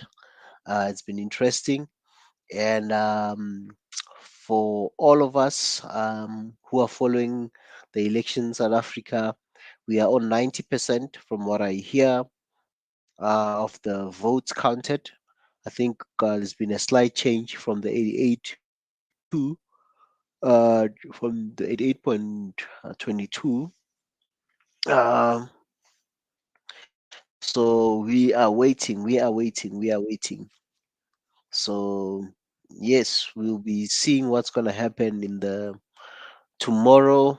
It should be done. They should wrap up tomorrow, and yeah, it will be a coalition from the look of things. And then we shall see what's happening. What's next for South Africa? What's next for the next coming 5 years? And there's also like I think 2026 in 2 years time there'll be the local government elections as well. So we'll see how it goes. We'll see how it goes. We'll see how it goes. So family, keep praying for us. Keep being, keep watching, developing stories in the coming day or two. It's gonna get interesting. It's gonna get interesting. In fact, this coming week, we're gonna see who's gonna be friends with who. As they say, there's no permanent friends, no permanent enemies in politics. So you never know. MK might just go with ANC, or might go with DA, EFF, and the rest. Then it's a done deal for ANC. ANC is out, and then there's a new government of coalition parties. Or ANC will get some votes, some maybe join with EFF or DA. Who knows? You never know. And then it's a done deal again. So that remains to be seen.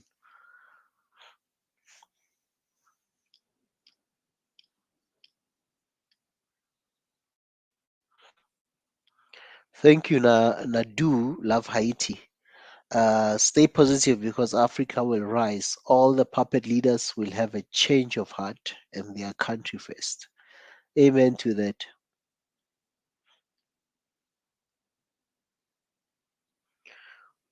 And I also like your other statement when you say, Rise, Africa, rise.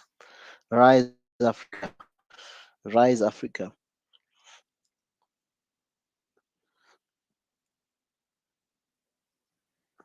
Let's see. Let's see.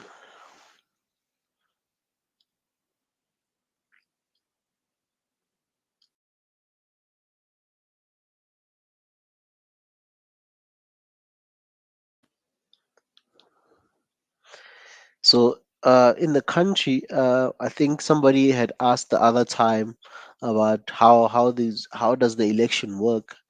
Basically, you're voting for a party, and each party has sort of somebody who's gonna be like who can become a president. Basically, you vote for the party, and then every party has a face of who might be the potential president of the country if that party has enough votes. So it's not like in the US where you might, even though you have parties, but mainly you have sort of a president or sort of an individual who's there as the main person. Here it's about a party.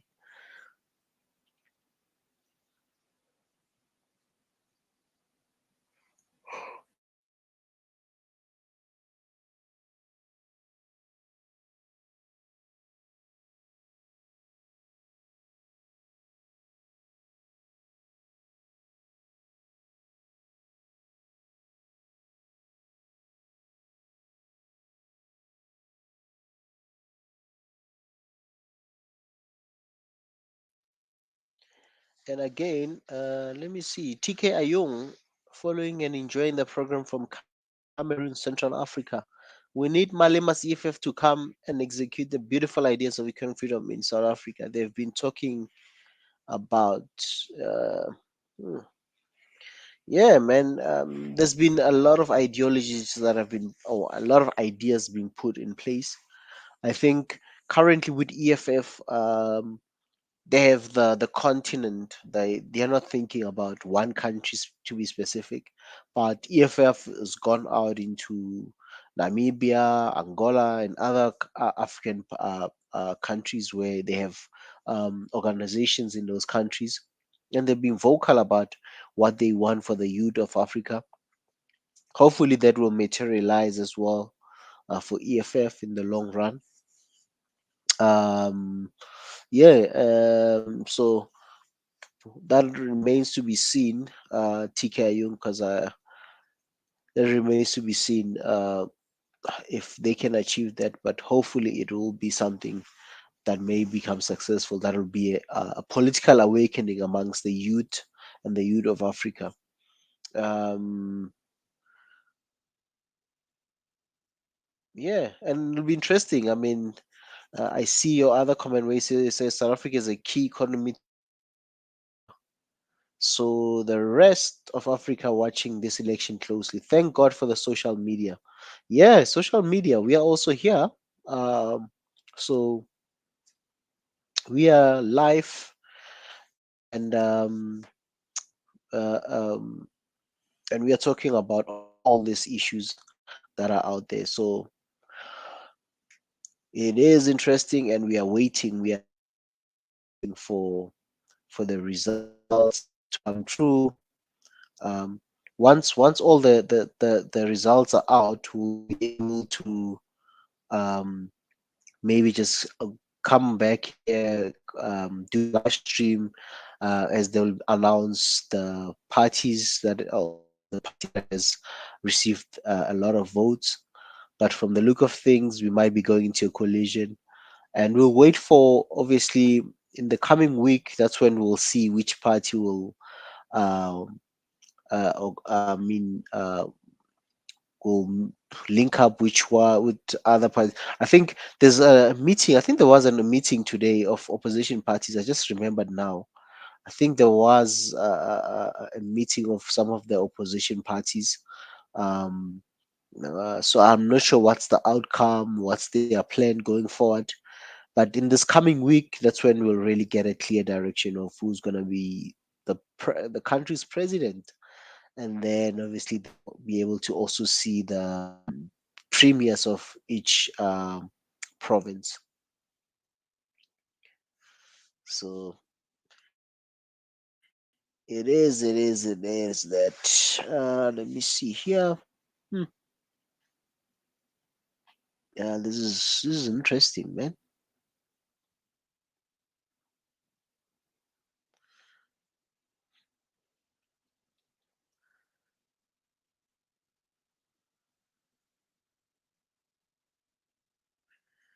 Wow.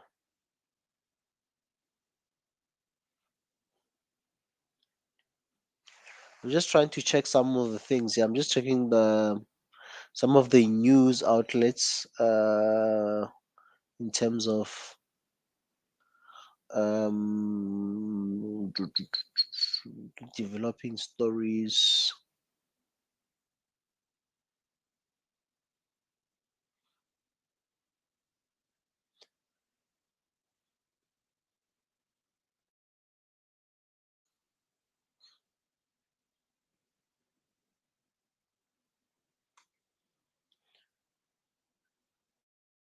Let's see.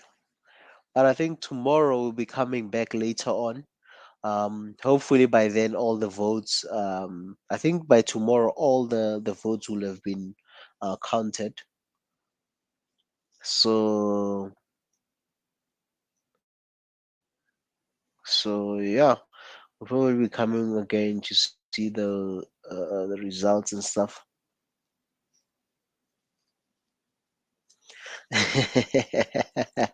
I'm reading well the comments. What is this? Stay positive. Africa will rise. What's this? LL Interseven, it's 91.1% now. Oh, okay. I didn't know that. I've just been checking as well. It's just obviously depending on which update you're getting, you'll be able to see roughly where is the percentage in terms of the votes counted. And LL Entertainment, I'm not stressing for nothing. Um, it says what? Says you are stressing for nothing. No one is going to fight. ANC is the bigger person. Every other party is happy that ANC lost votes to fight. I'm not worrying about anything, regardless of whoever comes into power. We still need good leadership. We still need good leaders. We still need direction as a country, and we do need a peaceful country, regardless. It has nothing to do with worry or anything. Each event that happened in life, we have to stay. We need to guard and observe and see how things goes, and we need to make sure that um, we have people who will have the best interest for us as a country. We'll have our best. We'll have our best.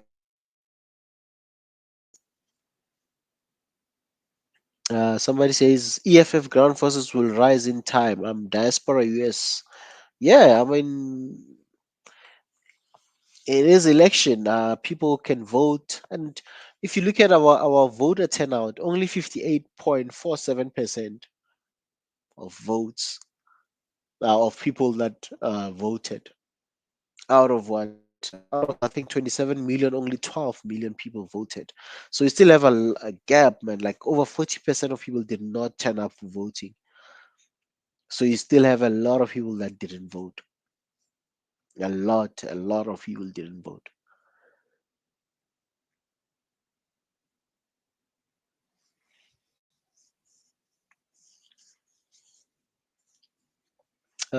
His story says, I see that black SA behave like they do here with Democrats. They just follow but don't demand what need as a people. Um, I don't believe so. I don't believe so. History. I think black people are voting for. There's many parties in SA.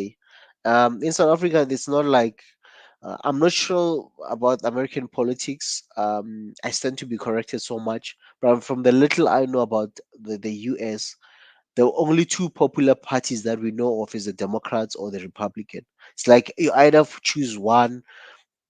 It's like either Democrat or Republican. But in the country, we have many parties. We've got DA, we've got ANC, we've got EFF, we've got MK. So there's so much competition. That's why it's not like in the US where you're more likely to see a Biden or a Trump. No, we don't get two cards here. There's many, and black people are voting to different parties, not just ANC. Yes, ANC is a popular black party that liberated South Africa. But and also another thing is ANC is an old organization. It's a 112 years old organization. So we have to be clear about that.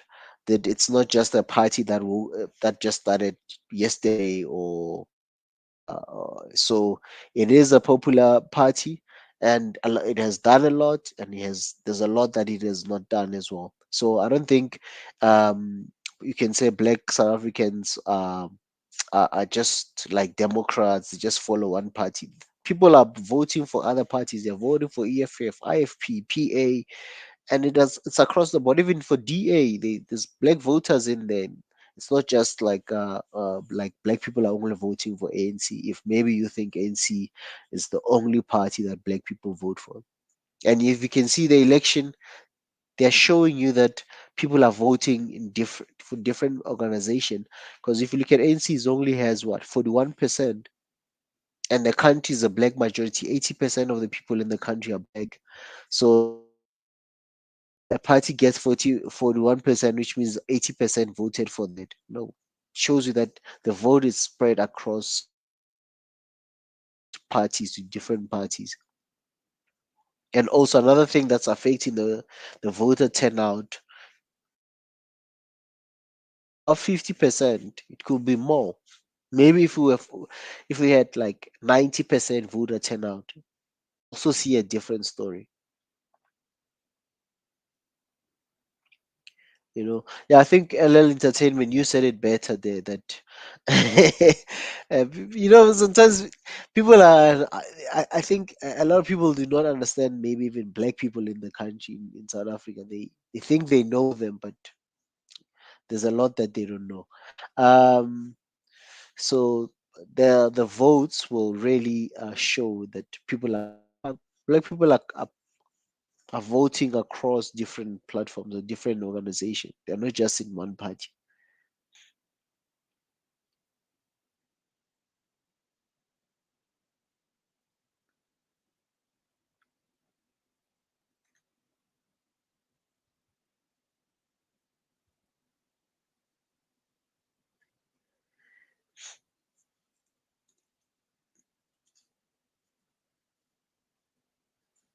And I see what's Rene Black. Many Black Americans don't follow democracy or Republicans, or I'm not sure whether when to say the Democratic Party or what, but democracy or Republicans.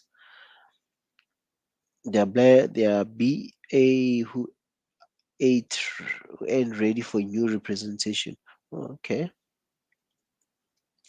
so I don't really know much about American politics. I only follow when the elections are running as well. I just connect to see who's winning and whoever comes on top, and then we'll know. Oh, it's Biden. Oh, it's Trump. And I know the U.S. You are going into elections as well this year, later in the year. So it'll be interesting who's gonna be the new president of the U.S. Whether it's a new president, Donald Trump, or it's President Joe Biden. We'll wait and see for the elections in the US. It'll also be big elections this year. There's a lot of things happening with NATO and so Russia. There's just a lot of world politics that are happening that involves America.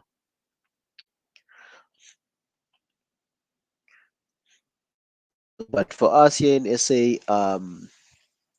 yeah, change is here, and yeah, we're going into a new phase politically, and yeah, we just pray for progress. We just pray for peace. Just pray for prosperity. That the country will move forward into a new direction, and whether through ANC, through be, we pray that those leaders will um, love this country, will work for the people, will know that they are servants and not just there for their own uh, reasons. So yeah, from my side, um, I think for tonight it's been a good night. It's been a great show to discuss all these matters and all these South African elections. And we hope there'll be more, guys. There'll be a lot of progress. Let me just check something. I'm gonna quickly check as well the elections. I'm just going to their website. I want to just see the IEC thing. Results IEC.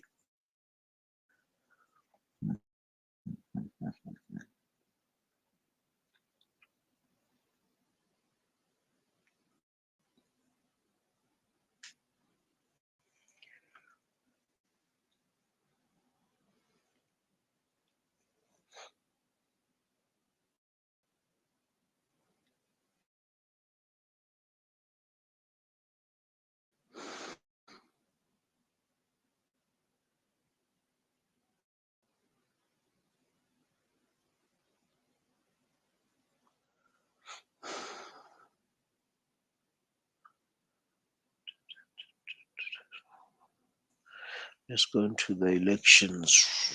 The dashboard.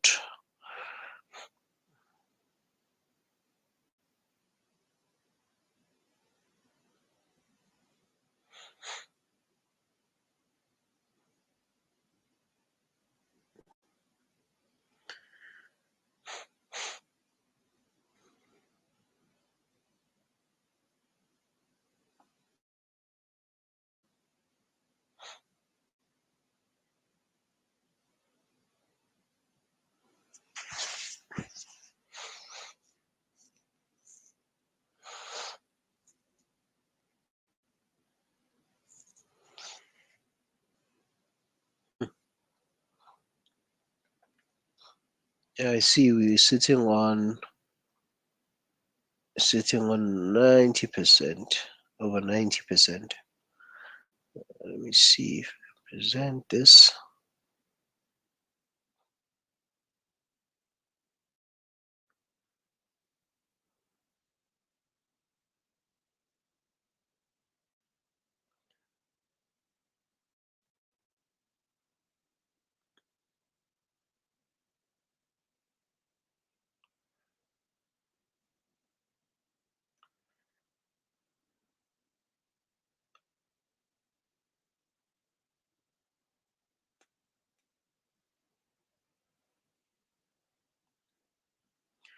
Okay, I'm just trying to share some of the screen. I'm just trying to get the updated IC results. Oh man, where did I put this thing?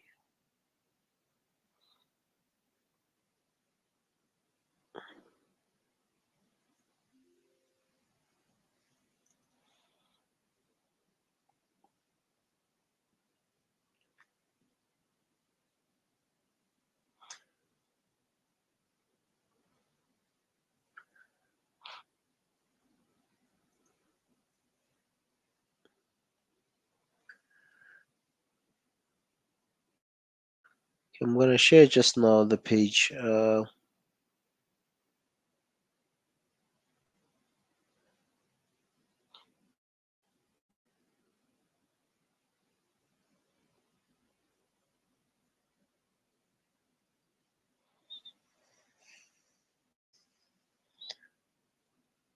Thank you, Renee. Please subscribe. Please like our page. Um, please subscribe, like, and join our membership platform. We join our YouTube membership. What else? So many parties in SA dilutes the ability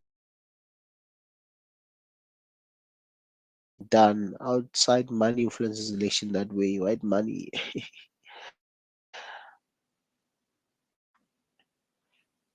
Okay, let me do this. Uh, The new one, the updated page from the IEC website. I don't know if you guys can see that. Here's the updated one. Currently, we're sitting on 91.62, 92.62 of votes completed. So by early morning, I'm sure it should be everything will be wrapped up.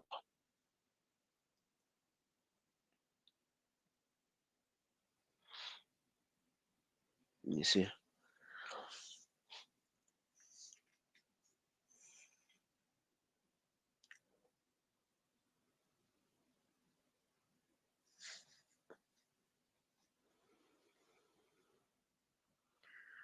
So we wait, we wait, we wait, we wait, we wait to see what's gonna happen.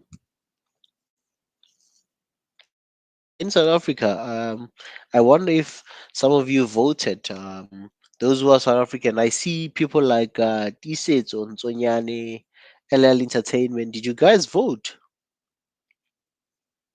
Did you guys vote? I've just shared the link for the the IEC results. I'm just showing on. I'm sharing on my screen.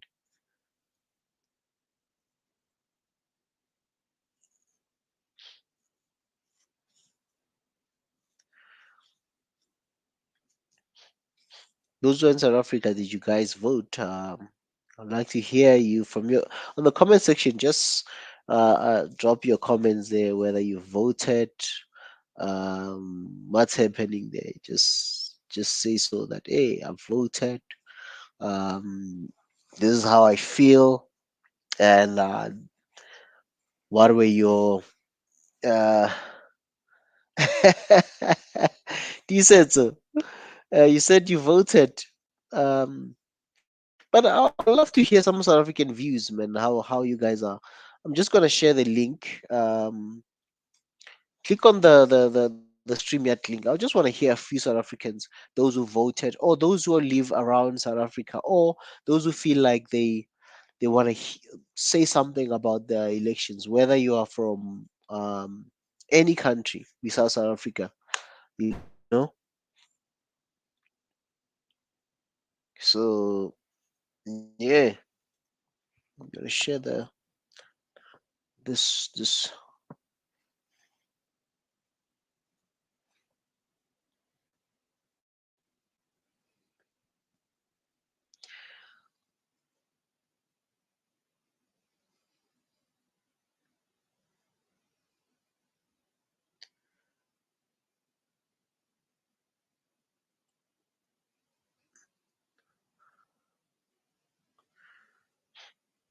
So come and talk to us, guys.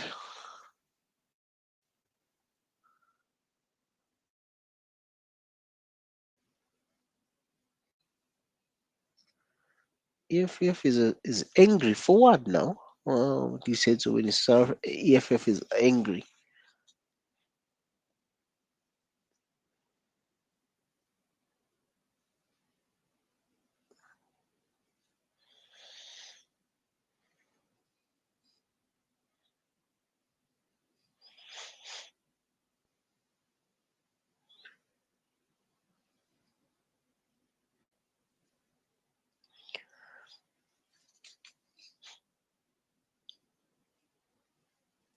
Yeah, this is if you feel that you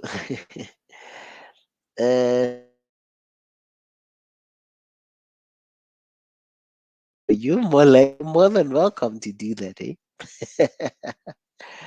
You can tell us, hey, I voted for B.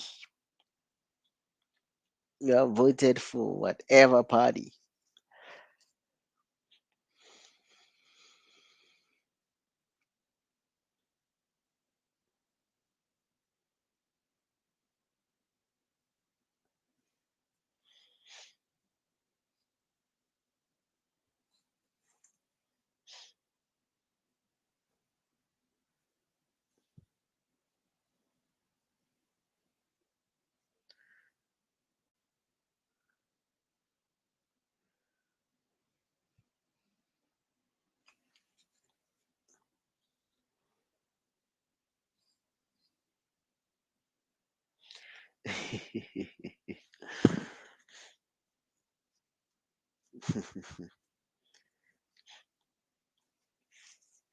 LL Entertainment. You say you voted for what? ANC.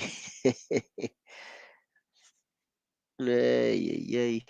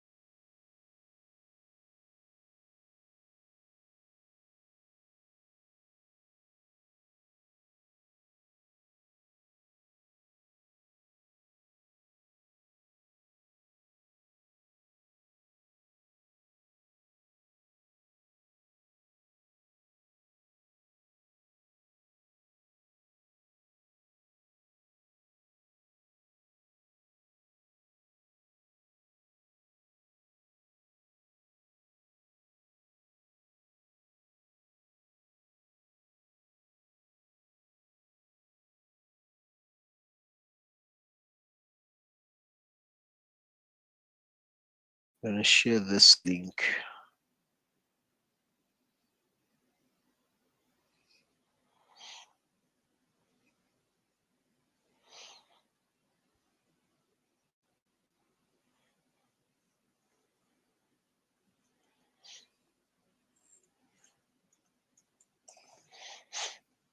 We're live, guys. If you've just joined us, please subscribe to our channel, like, subscribe, share, join our membership, YouTube membership. You know,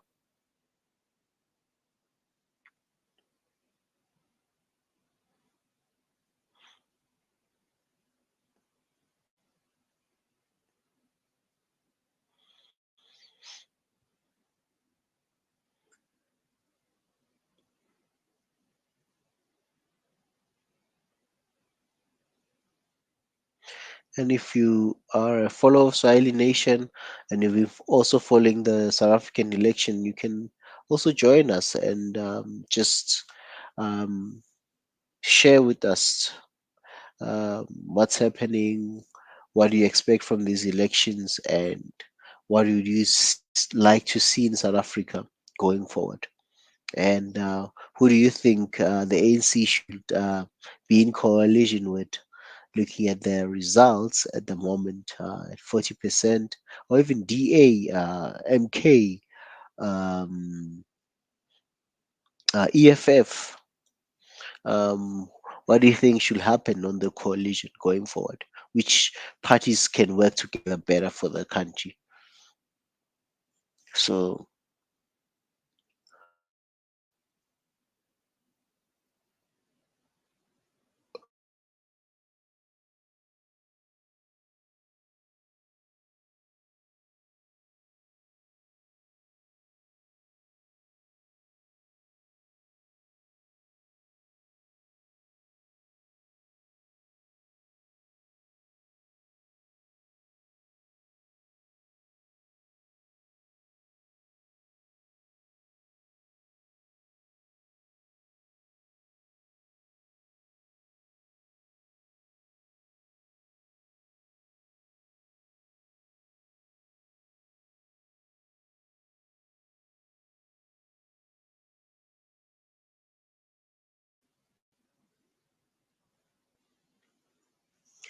but family, I think we're gonna call it.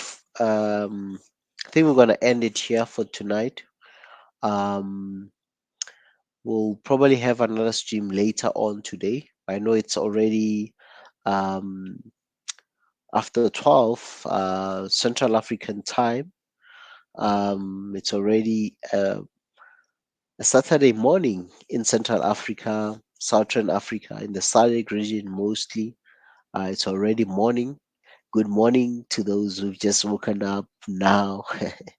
Those who are already in other countries in like Australia, China, in Asia. It's already morning for you guys. Some of us have to go to work. Others are already at work. Um, Thank you for joining us for tonight. We will be having another live stream later on tonight, either tonight or during the day. We'll also just be looking at the elections, how it's going. But I'm sure today, um, all I mean, we only left with what, 8% of the votes. Um, so we'll be able to um 6 p.m. Friday.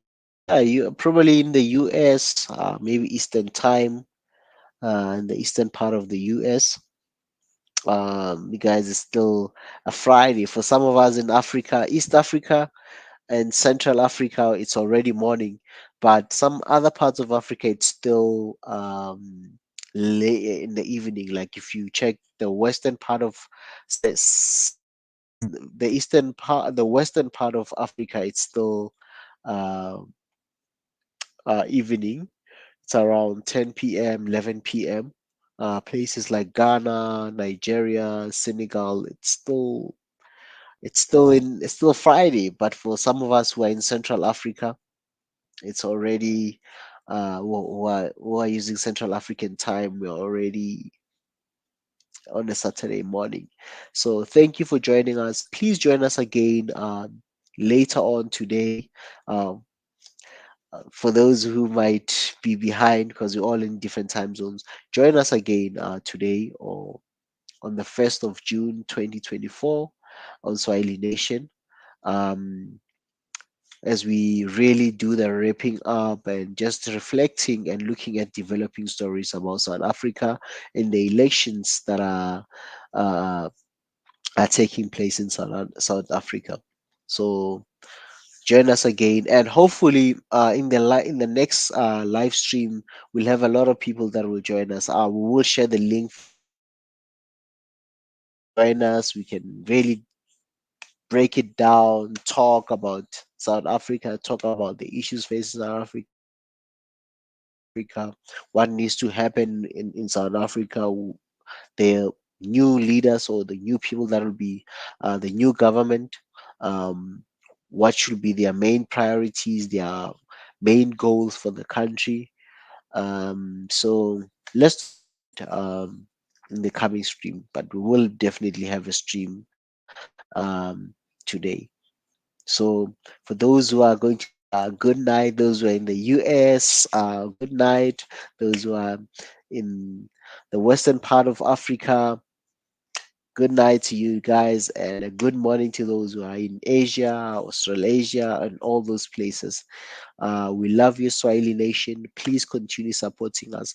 Please continue praying for us and participate in all our activities in our channel. Watch our videos, subscribe. Do not just come and watch and go, but subscribe. Be part of this family. Interact with us. Yeah. So thank you very much for joining us. Those who've joined us, LL Entertainment, History, Renee, Peter Flynn, all of you family. We love you, we love you, we love you. And we pray that God will also be with you wherever you are and whatever you're doing. So I'm just going to close in prayer for tonight. Now, we've had this stream for over 3 hours. Um, it's been a while since we've done such long streams, but yeah, it is what it is. So thank you, family, and we love you, Saheli Nation, and your support is highly appreciated. I'm just gonna close in prayer, and then we can we can push for another day, So yeah, thank you very much. Thank you, Heavenly Father, for being with us tonight. Thank you for our brothers and sisters across the world who've joined us, who've participated. Thank you for our channel. Thank you for South Africa, as South Africa is moving into a new dimension, in a new era of new leaders, a new government. We pray for the peace and prosperity of South Africa. We pray for the leaders that are coming, that they will serve the nation, that they'll know their place, that they are servants and they are put there to work for the people. We thank you, Heavenly Father, for each and every one of the participants of this election who participate in this democracy, who participate in this election. We pray for all those leaders to work together for the betterment of South Africa, the people. In Jesus' mighty name, we speak a hand of protection over South Africa. We speak the mercy of God, protection of God over South Africa and its people. In Jesus' mighty name, we pray.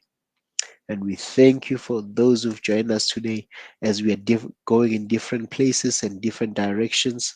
We pray, Lord, that each and everyone will find prosperity, will find their purpose in whatever they're doing. In Jesus' mighty name we pray. Until we meet again. Amen.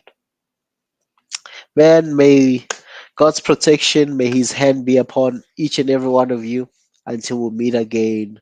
From my side, it's good night and shalom, and let's meet again later on today. Good night, good morning, good evening to everybody.